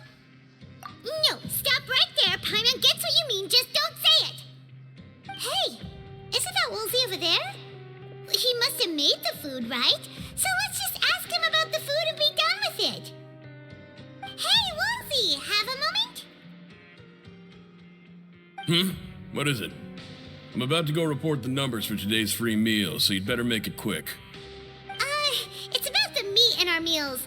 Look, does it seem normal to you? The meat? Oh, that. Looks perfectly fine to me. Totally normal. You better hurry up and shout out. How could this be fun? Hey, don't leave! You barely even looked at it! Hey! What should we do now? Woolsey wouldn't even give us the time of day. Is he trying to hide something? Yeah, looks like we have no other choice. Paimon was positively famished a minute ago, but now she's lost her appetite.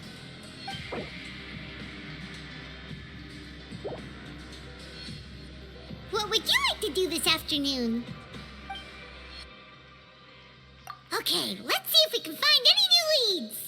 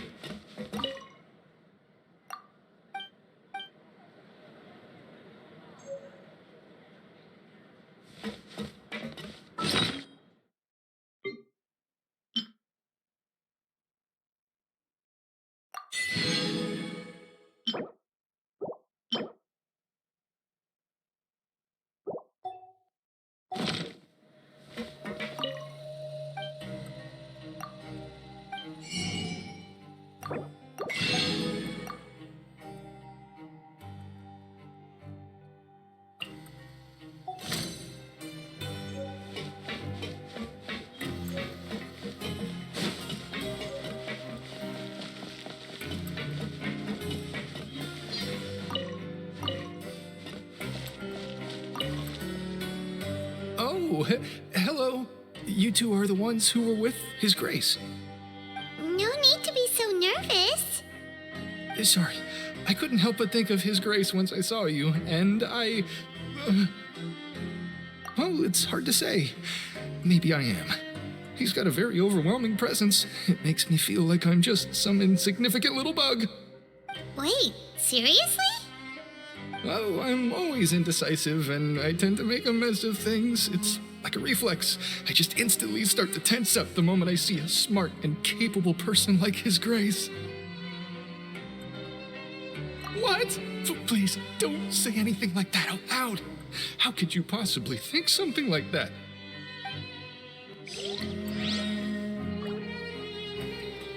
In the eyes of His Grace, I'm probably just a lowly, ordinary person. I guess I need to start working on my nerves.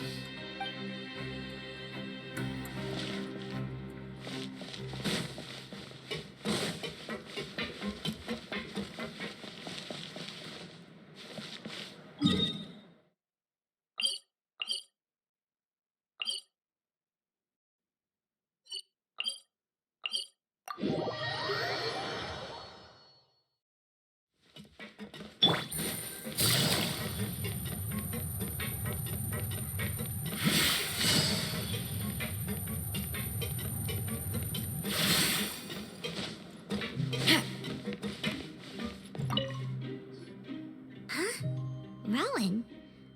What are you doing here, Chief? I was injured a bit just now. Nothing major, I think I just pulled something. Little mishaps like this are unavoidable at work, you know? Huh. Paimon wouldn't have thought someone as experienced as the Chief would still get hurt on the job. Shh. I just knew you would say that. This is pretty embarrassing. Where's Siegeween when you need her anyway? The one time I need to make a quick trip to the infirmary. Oh, you mean she wasn't in the infirmary? Yeah. The rumors say that there's never anybody in the infirmary in the half hour before lunch, and nobody knows where Siegeween gets off to.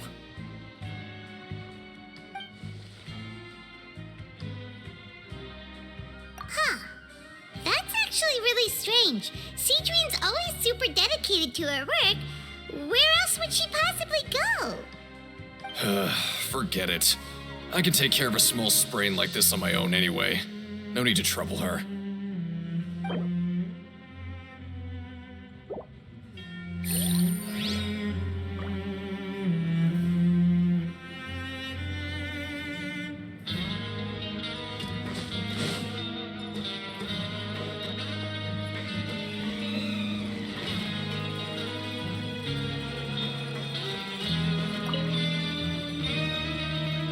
Wonderful. I was worried that you'd be busy trying to earn reward coupons all the time, but it seems like you haven't neglected your investigation work after all. Paimon likes having more coupons, but no one wants to work all the time. Have you also been investigating the area, Lynette? No, I was just slacking off, and you happened to catch me.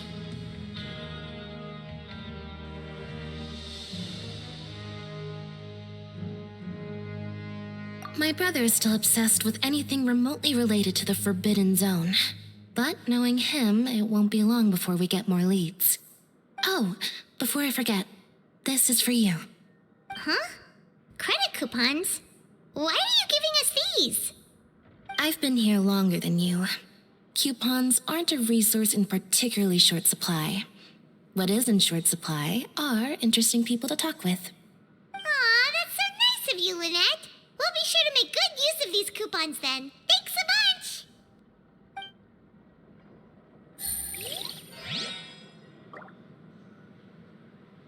Help each other.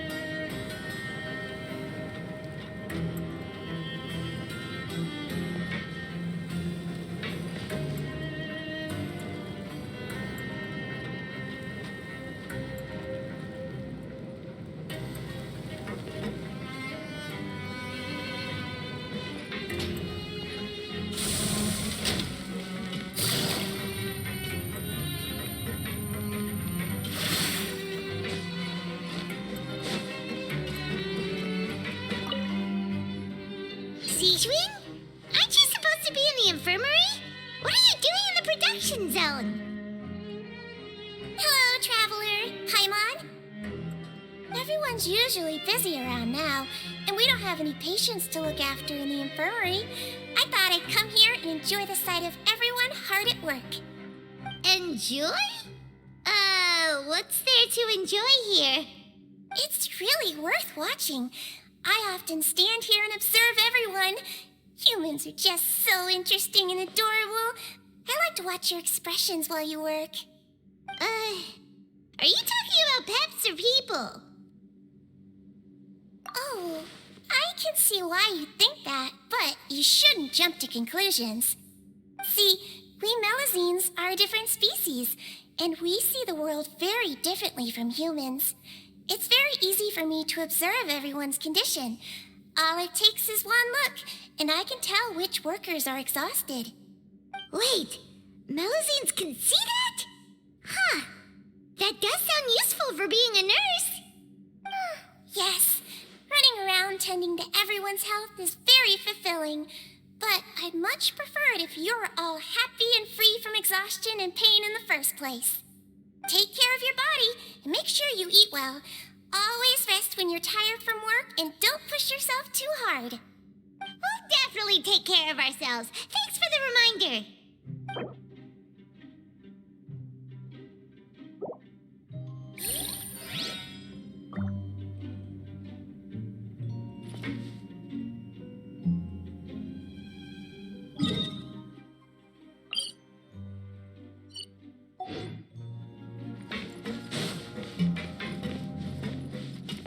Take it easy.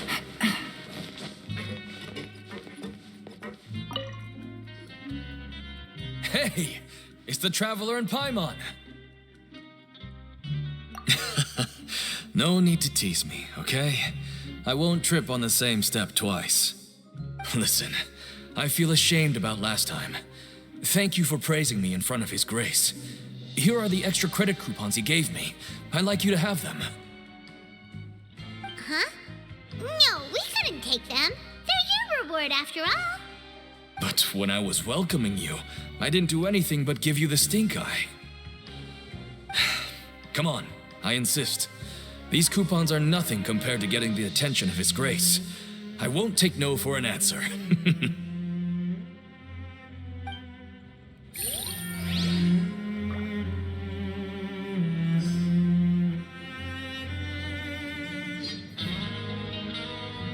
Just like His Grace said, paying attention to every little detail is the key to prosperity. Maybe this is the true meaning of rebirth, not just earning credit coupons.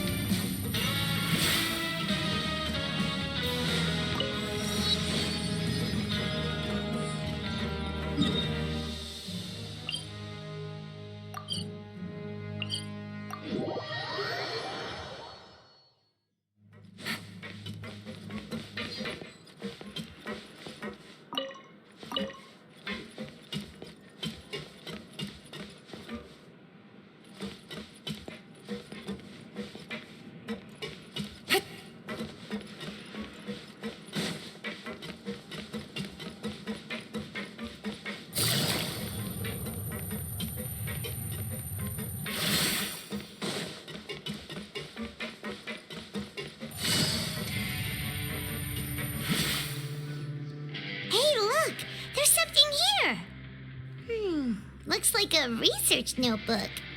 That suspicious guy peeking into the infirmary just now. Are they a fan of Siegewing?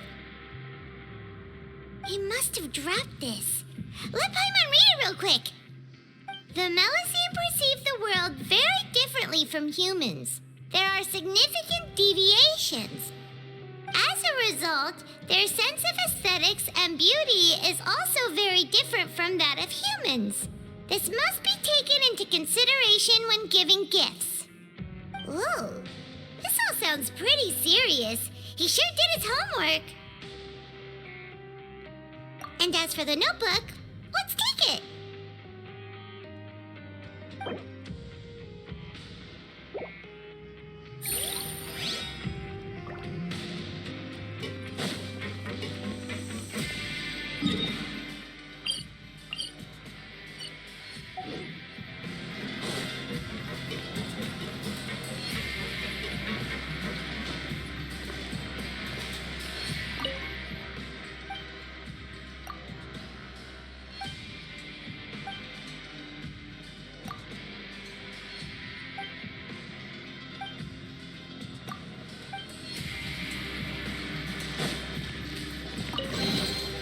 treasure. One way to draw your target out of hiding.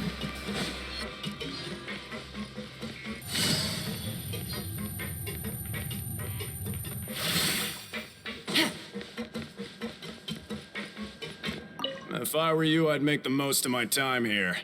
You might not believe me, but I can promise you that you'll miss this place once you're out.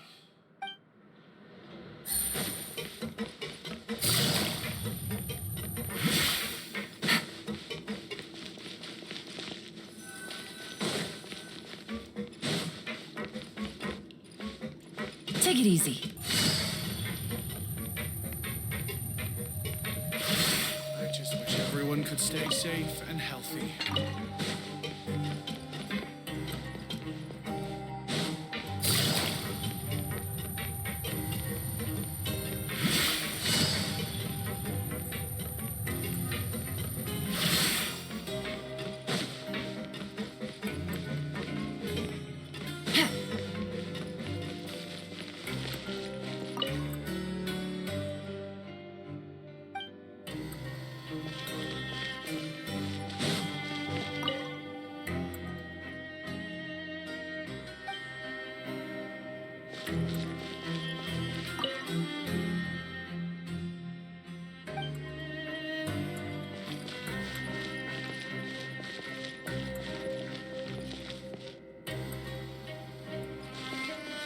Take it easy.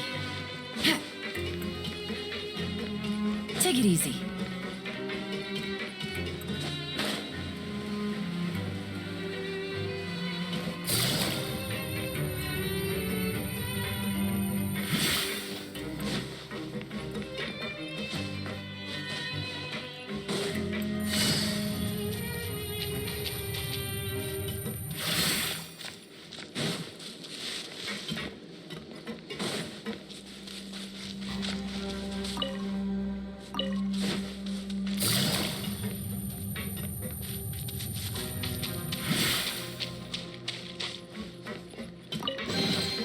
A chest full of valuables and a trove of potential clues.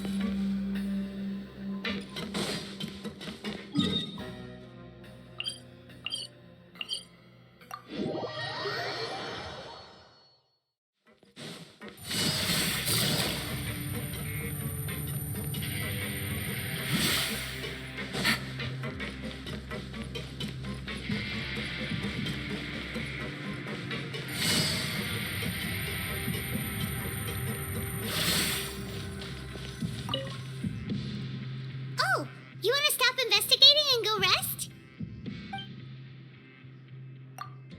Okay, you should rest up. We'll be back at it tomorrow. So after working a few days straight, we got some strange meat in our lunch. What was that all about? Has our investigation turned up anything useful recently? Really? Then it looks like that part of the investigation has hit a dead end. Well, we'll keep searching for more clues tomorrow. Good night, Traveler.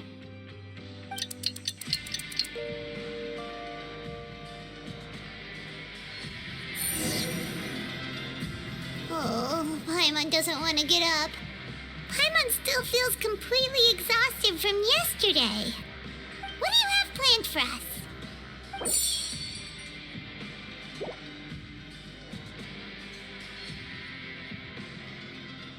After working here so long, we're really starting to get the hang of it. But doing the same thing all the time can get old pretty quickly. How are you holding up? Yeah, it's good to kick back and relax once in a while.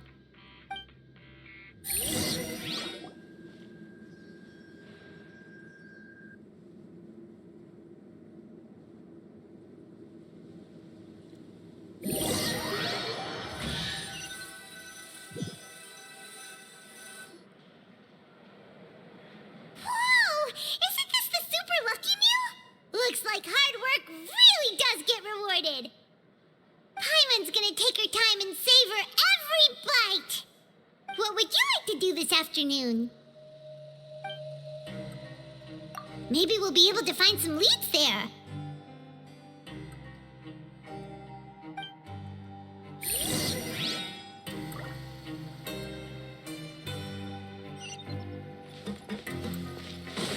Take it easy.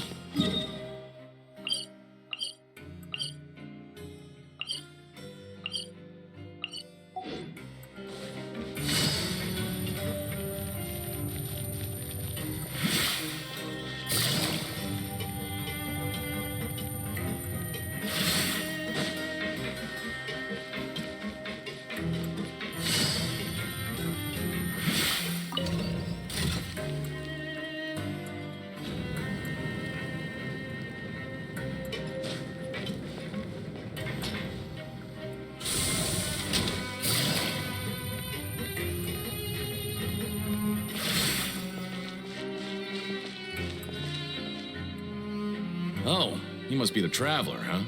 Sorry, mate, but competitors as strong as you are prohibited from participating. I don't make the rules, mind you, but I was given very specific instructions. Even convicts value their lives, don't they? I hope you can understand. But we have a game here that'll let you show off your strength, and you'll even earn some credit coupons in the process. What do you think? Interested?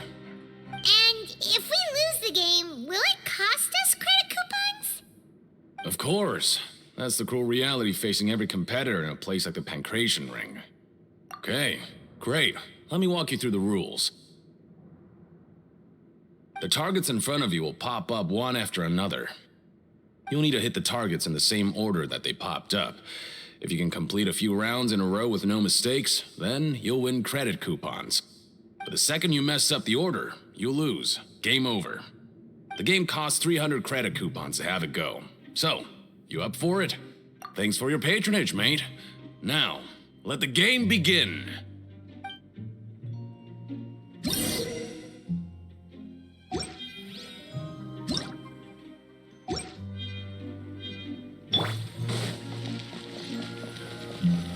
Okay, do your best to hit the targets, just like Colin said.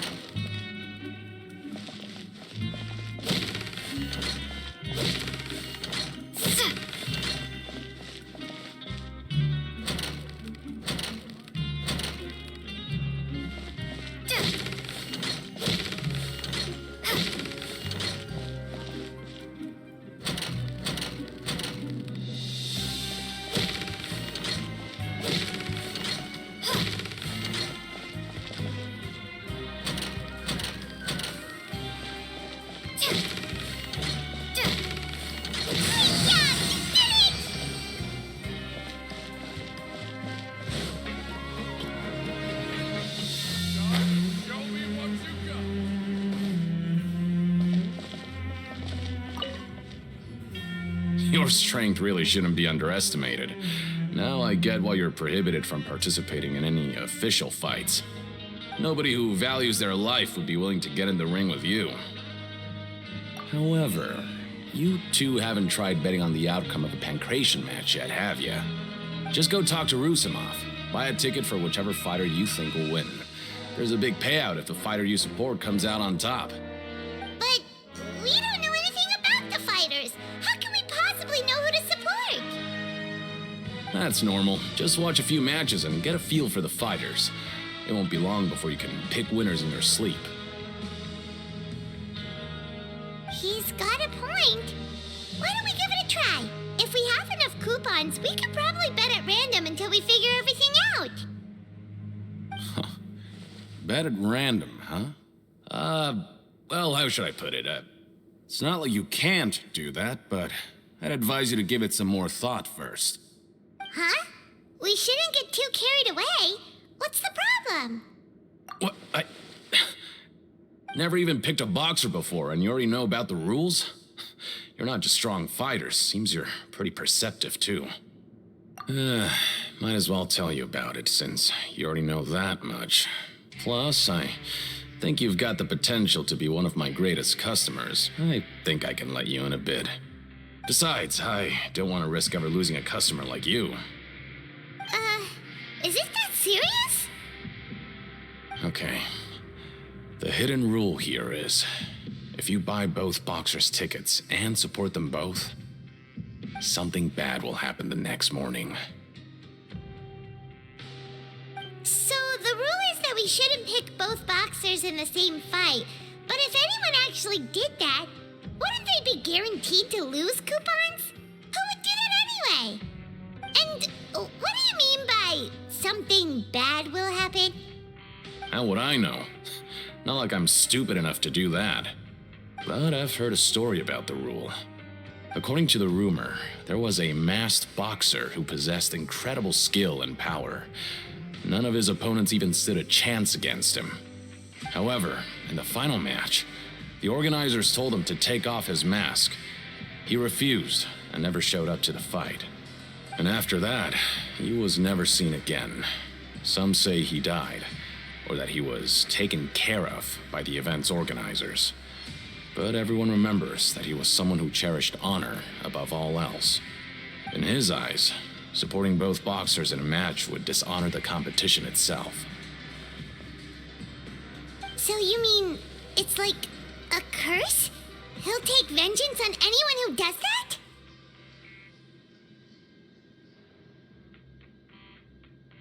No, he was always wearing a mask, like he was intentionally trying to hide his identity. I don't even know anything about his past. Traveler, do you think that boxer was... Huh? We will? You're not serious, are you?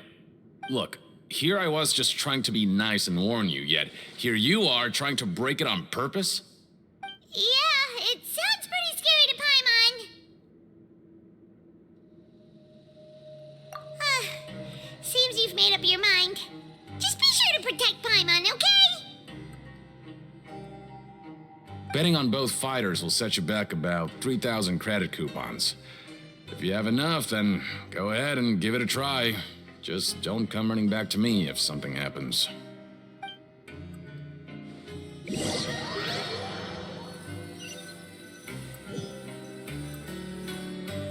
Aw, looks like we won't get a chance to sleep in as long as we're here.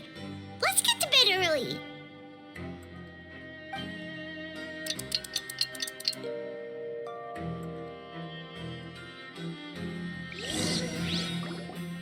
Oh, Paimon doesn't want to get up. Paimon still feels completely exhausted from yesterday. What do you have planned for us?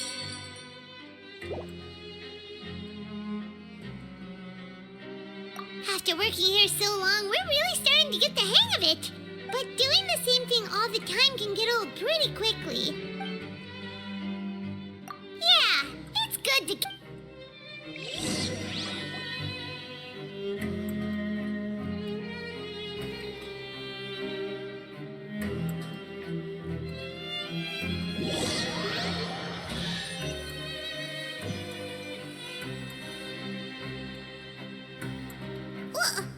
What is this garbage? Ooh, it looks disgusting. Oh, Paimon misses your cooking now. What would you like to do this afternoon? Sure! If we're not going to work, then let's kill some time at the Pancration Ring.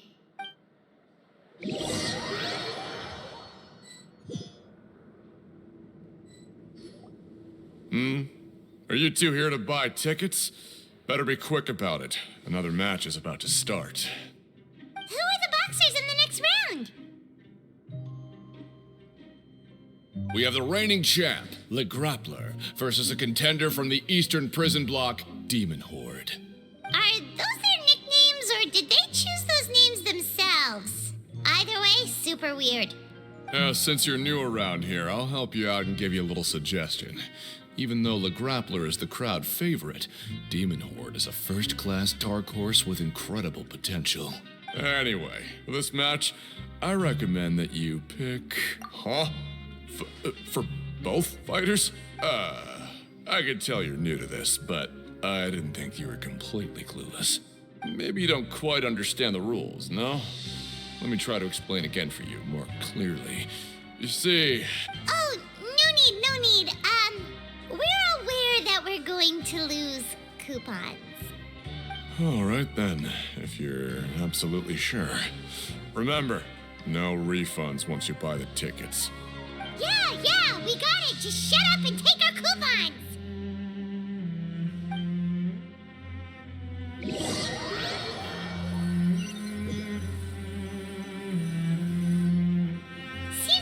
productive day. Hope we can make even more progress tomorrow.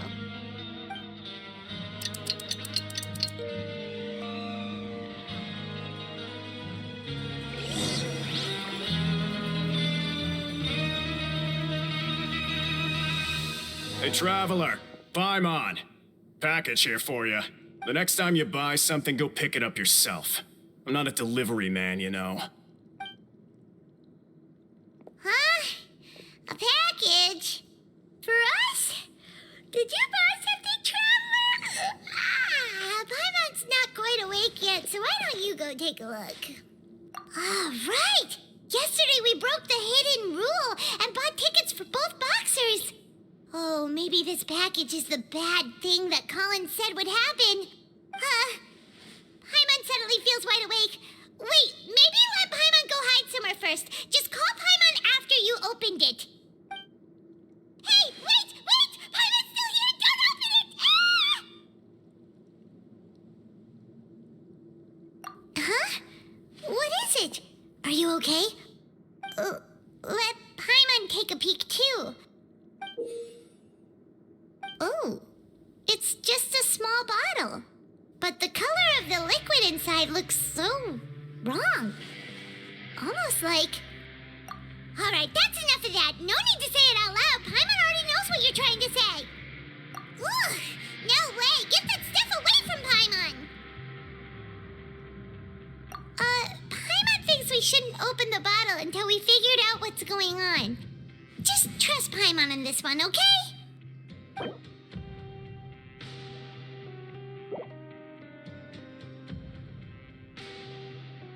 What do you have planned for us? Though it feels nice to slack off a little, less work means less coupons. Let's make the most of our morning.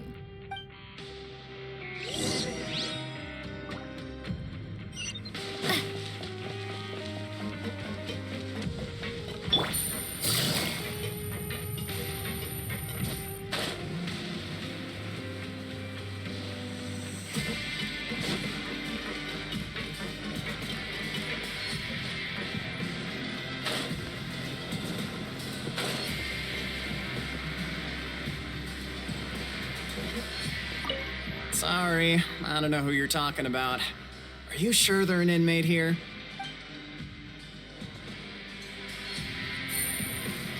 I'm not very good at remembering people's appearances.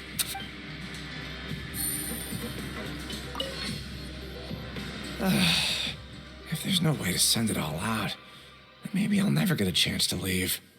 Who are you? We've never seen you before, and you don't look like a fellow convict. I'm not. Of course I'm not. Please, don't mistake me for a criminal. I'm a good, law-abiding citizen. Then what are you doing here? You sure seem anxious about something. I'm a promoter for Fontaine, and I'm usually responsible for promoting our drink products. I thought I could complete my task here quickly and return to headquarters, but I've been here way longer than I anticipated. Oh, a promoter from Fontaine. So what kind of problem did you run into? I'm so upset. It's all because of that Duke. After discussing the company's promotional plans with him, he told me outright that my project was worthless. However, in light of our long history of successful collaboration, I still tried to patiently explain the details. However, to my surprise, he just cut me off while I was speaking. Let me take a moment and recall his exact words. I'm just gonna stop you there and say no. If anything, I'm saving you time. It seems you don't fully understand the value of credit coupons here, nor do you understand the value of your own products. The former is because you are from the overworld. That's understandable, and I don't blame you for that. But as for the latter, only someone monumentally stupid, so breathtakingly stupid that they were completely ignorant of the value of credit coupons, despite living in the underworld, would ever possibly consider buying your drink. Let's just forget it. Anyway, That's how he rejected my proposal and asked me to come up with another solution with the condition that it doesn't cause any trouble for him. Can you believe that guy? Well, he is the head honcho here. Not much you can do about that. We met him too and could tell that he's the kind of guy that's hard to pin down. Fine. I know I should just let it go. I'm on his turf after all. His house, his rules.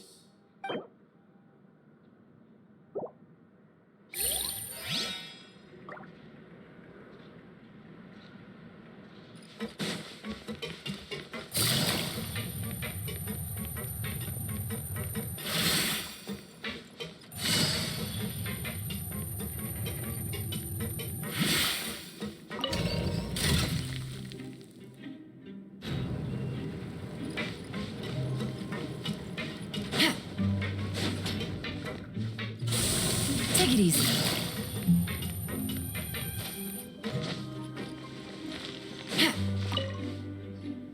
Hey, I heard you crazy fools really did it. You bought tickets to support both fighters, didn't ya?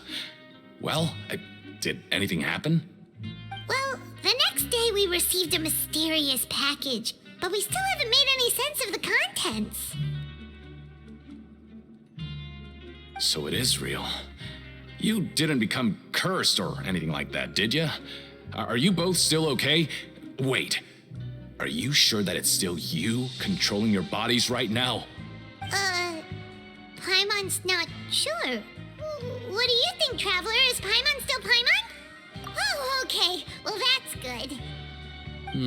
Yeah, you two don't seem to have changed at all. But I wouldn't let your guard down just yet. Still, I didn't expect you would actually do it. You'd actually throw away coupons like that just to satisfy your curiosity? Even if we bought tickets like everybody else, it's not like we could hope to earn any coupons. When it comes to things like this, it's always the organizer who makes the real profits. Hey, just what are you trying to imply? The Pancration Ring is an honest business, and we really don't make much from selling tickets. We make so little that even the current tournaments can only be held thanks to funding from the producer of Fanta. Oh, so it's the company that manufactures Fanta sponsoring the events? Paimon thought all of this was thanks to the Duke's support. Let's just say it's a mutually beneficial arrangement. They reached out to us first, hoping to promote Fanta products in the fortress of Meropide.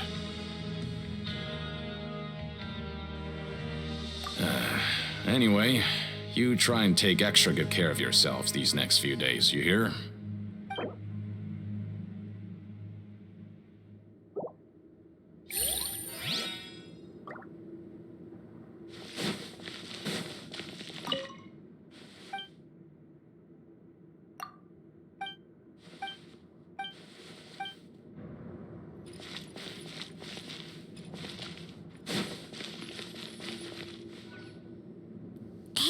What are these papers scattered all over the ground?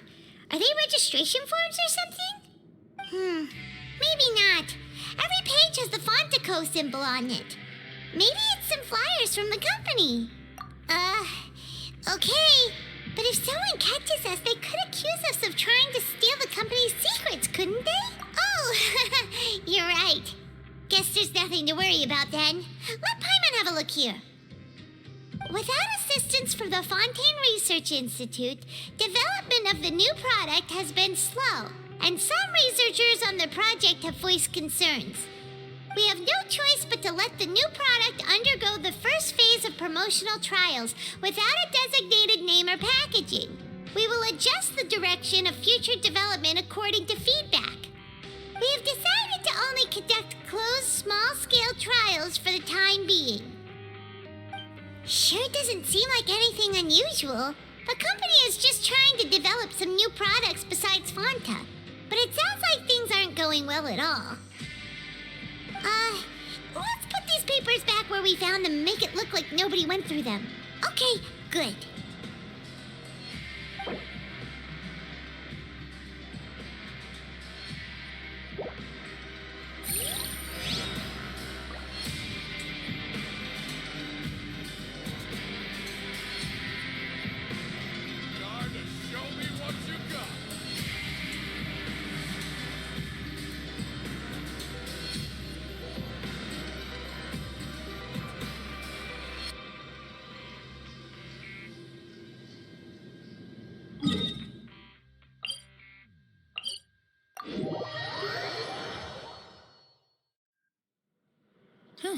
good roll.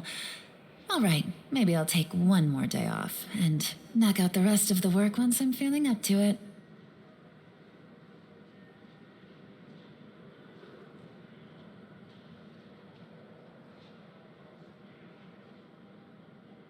I'll never get a handle on all this paperwork. Grab yourself a welfare meal. Huh. We ended up here without even thinking about it. Want to grab something to eat? Alright. But remember that we bought this time with coupons, so let's make better use of it next time.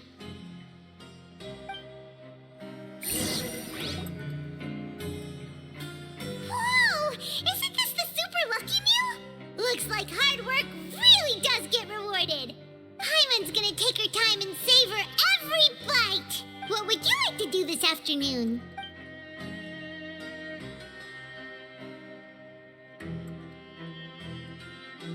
After working here so long, we're really split doing the same thing all... Yeah, it's good.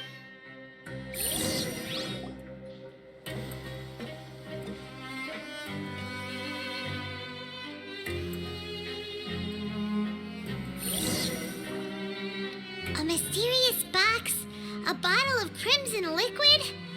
Hyman still doesn't know what to make of it. Do you have any ideas, Traveler? Really? Well, maybe we'll have...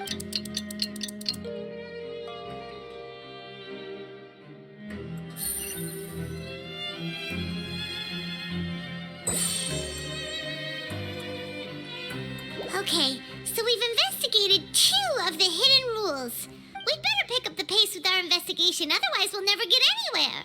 Yeah, let's skip work for now and put our time to good use.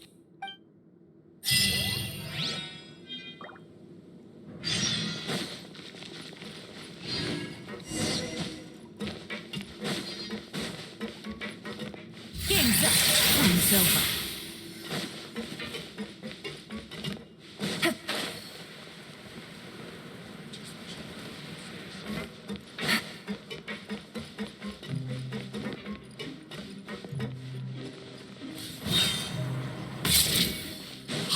Isn't that Vidoc over there?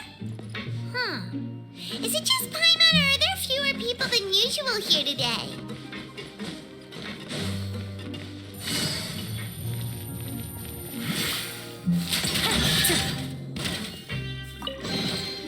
A chest full of valuables and a trove of potential clues.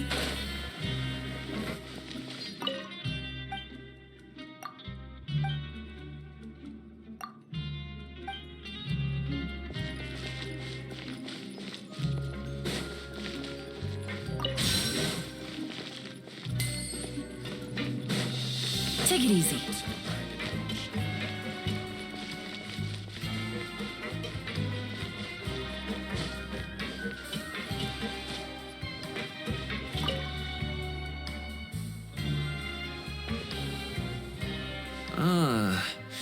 Seeing you at this time must mean you've already saved up a lot of credit coupons. Or at least enough to skip work. Seems you're getting into the swing of things around here. Impressive. Very impressive. So, now can you tell us about the hidden rules you know? If that's what you want to know, I guess you couldn't have come at a better time. Huh? What do you mean it's a good time? Leonid and those other pesky broke urchins have all gone to work in the production zone. I wouldn't want them listening in without paying up. We get it! Just tell us already! So, you know those pipes that make strange sounds? Don't ever, ever go near them at night. Even if you manage to avoid the guards, you might find something even more terrible there. Something even more terrible? Like what? A group of cannibals. Cannibals? In the Fortress of Meropide? Every month, they meet a few times in the dead of night. Rumor has it they might be connected to the people that have disappeared here. But what's even scarier is that they have a special proclivity. Since they have no way to dispose of the leftover remains, they have ways to transform them into other forms and keep them in the fortress forever. Paimon might already know what you mean by other forms. So that's what's going on here. Oh, Paimon's stomach doesn't feel so good.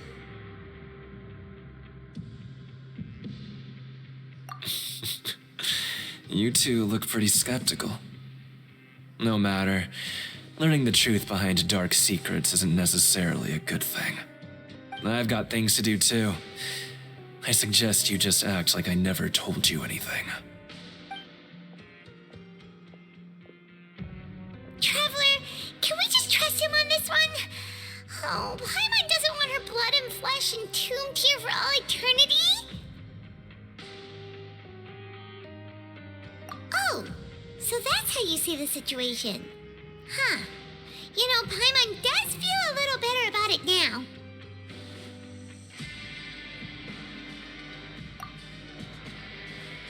When will all the secrets end?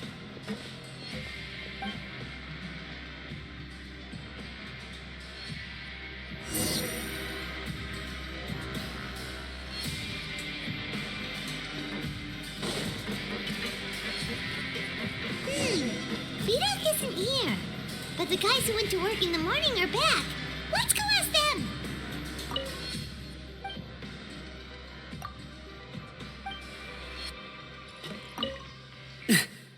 Just stay away from me. Always at your service.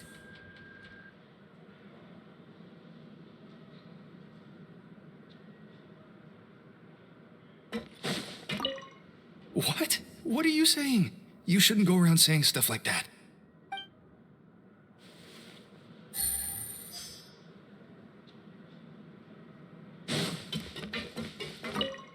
What are you talking about? Listen, you should keep your nose out of other people's business. Their attitude sure is suspicious. Like they're trying to avoid us.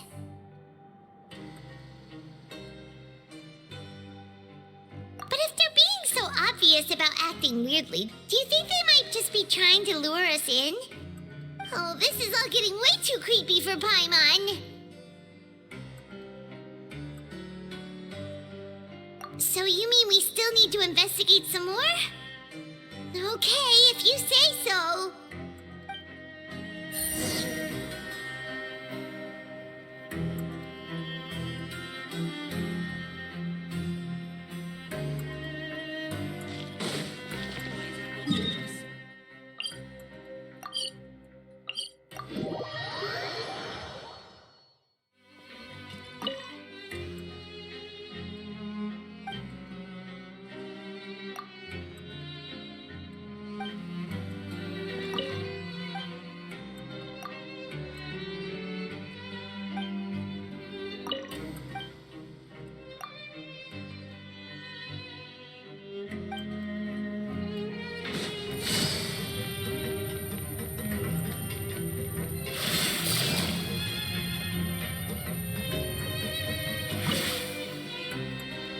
Fielding?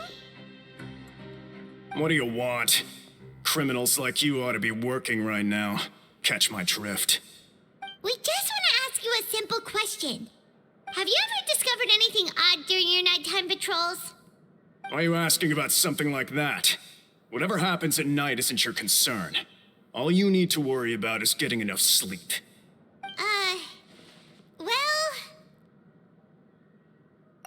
Right! We've heard it happens a few times every month. Paimon has sensitive ears, so it makes it hard to sleep. Really? I see. But it's not like I'm on duty every night. And now that you mention it, I recall my colleagues talking about something like that before. They say that strange things tend to happen at night on pipe cleaning days. Lots of us don't willingly take those shifts. So, what happens at night on pipe cleaning days? They just conduct regular cleaning of the fortress's drainage facilities.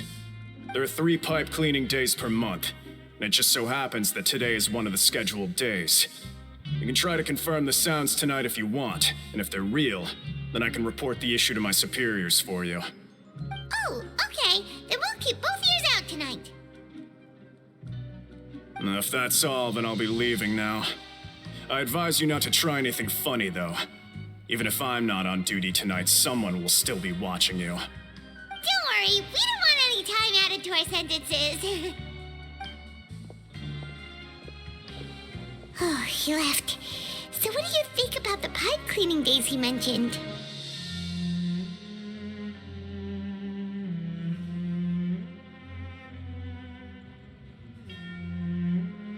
Right, both are a possibility. But Fielding did say that tonight is a cleaning night. Paimon knew you would say that. Alright, sounds like we'll be up all night tonight then. Paimon just hopes the guards don't catch us.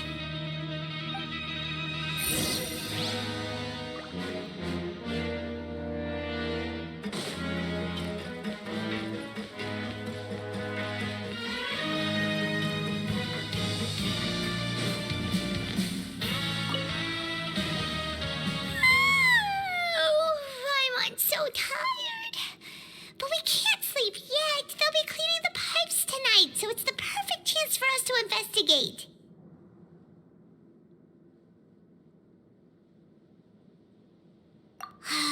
Whatever. Just be sure to wake Paimon if she dozes off. Paimon's worried something might happen if you go alone. Huh? Traveler? Did you fall asleep already?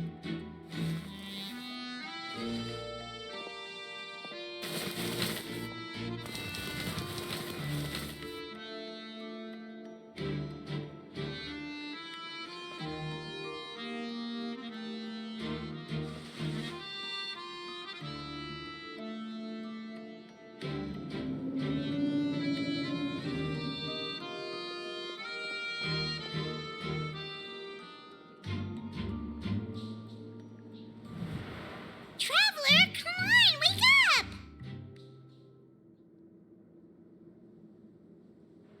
Oh, it looked like you were just peacefully sleeping to Paimon. Well, what did you see this time? Really? So we're finally starting to figure out what actually happened! But what about the cannibals? How do you explain them? Okay, well, it's about time for us to get moving. Just be careful to avoid the patrolling guards.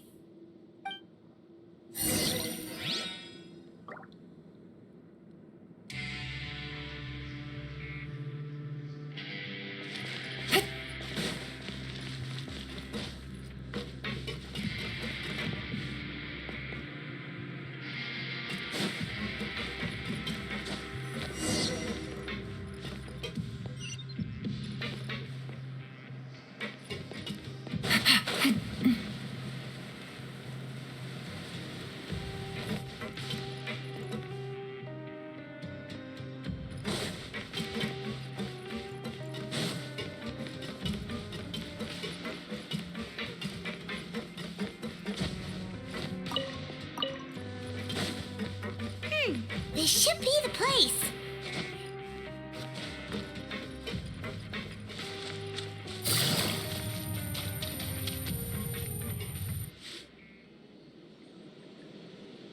What? I know you. You were the ones we saw. Huh. You've got guts showing up here. You know who we are, right? You'd better leave now. Ain't nobody coming here to save you. What'd you say? Yeah, so what if they were? If you push us, we can make those rumors a reality at any time.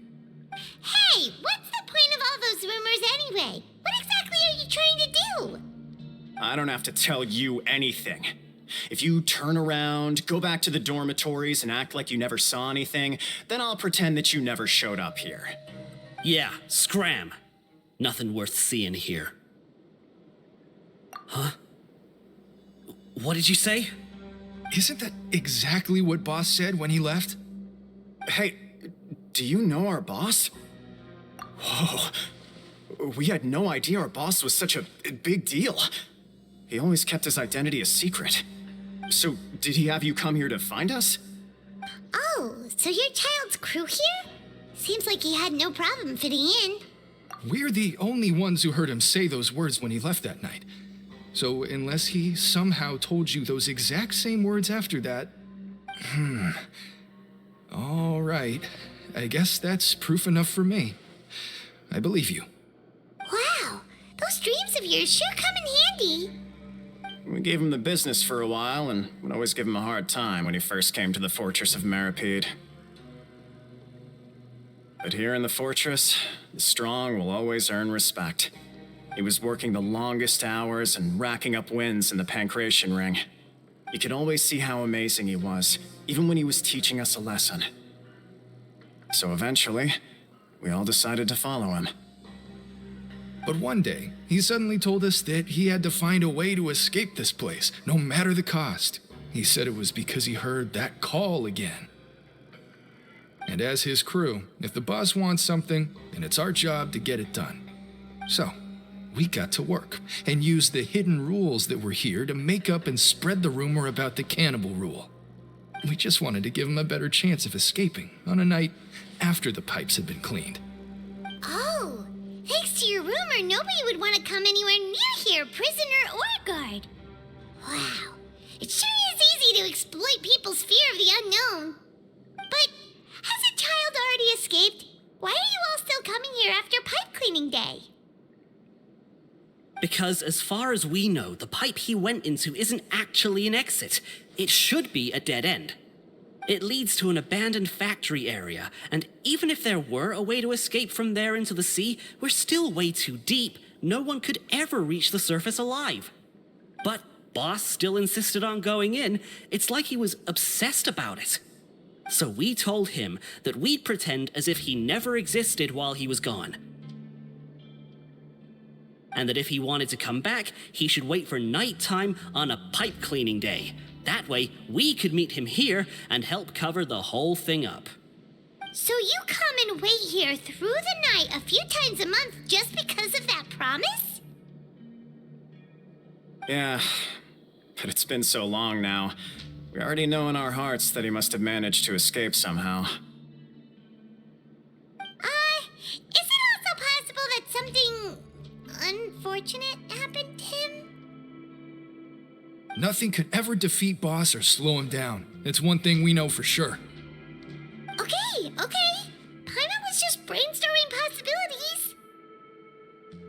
All right. Keep quiet and follow us.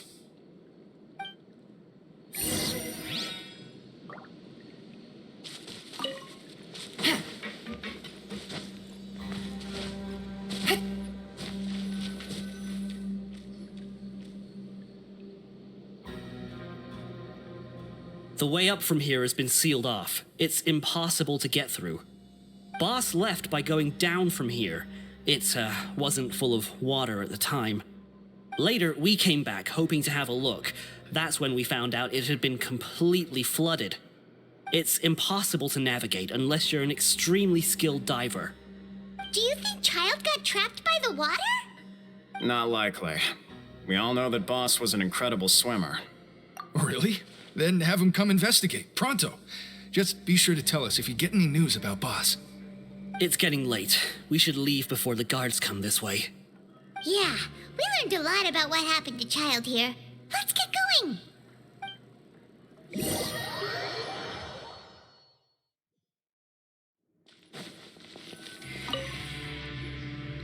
Whew. We finally learned some key information. Seems all of our investigative work has finally started to pay off. When you said you knew a diver, you were talking about Fremine, right? If we ask Linny, he'll definitely have Fremine help us. Why is Child like this? What was he doing going into the pipes? Not making our jobs easier, that's for sure. Fortunately, though, it seems like it's only a matter of time now before we find out what really happened. Now that we can finally relax, I'm starting to feel super sleepy. Let's try to get some rest while we still can. Nighty-night, Traveler!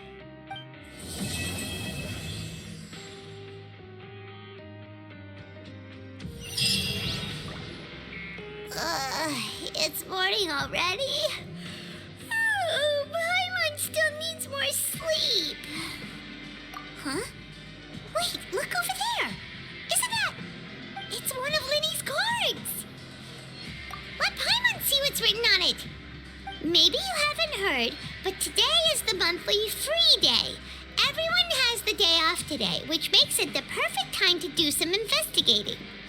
It's been a while since we last talked. Have you been making any progress lately?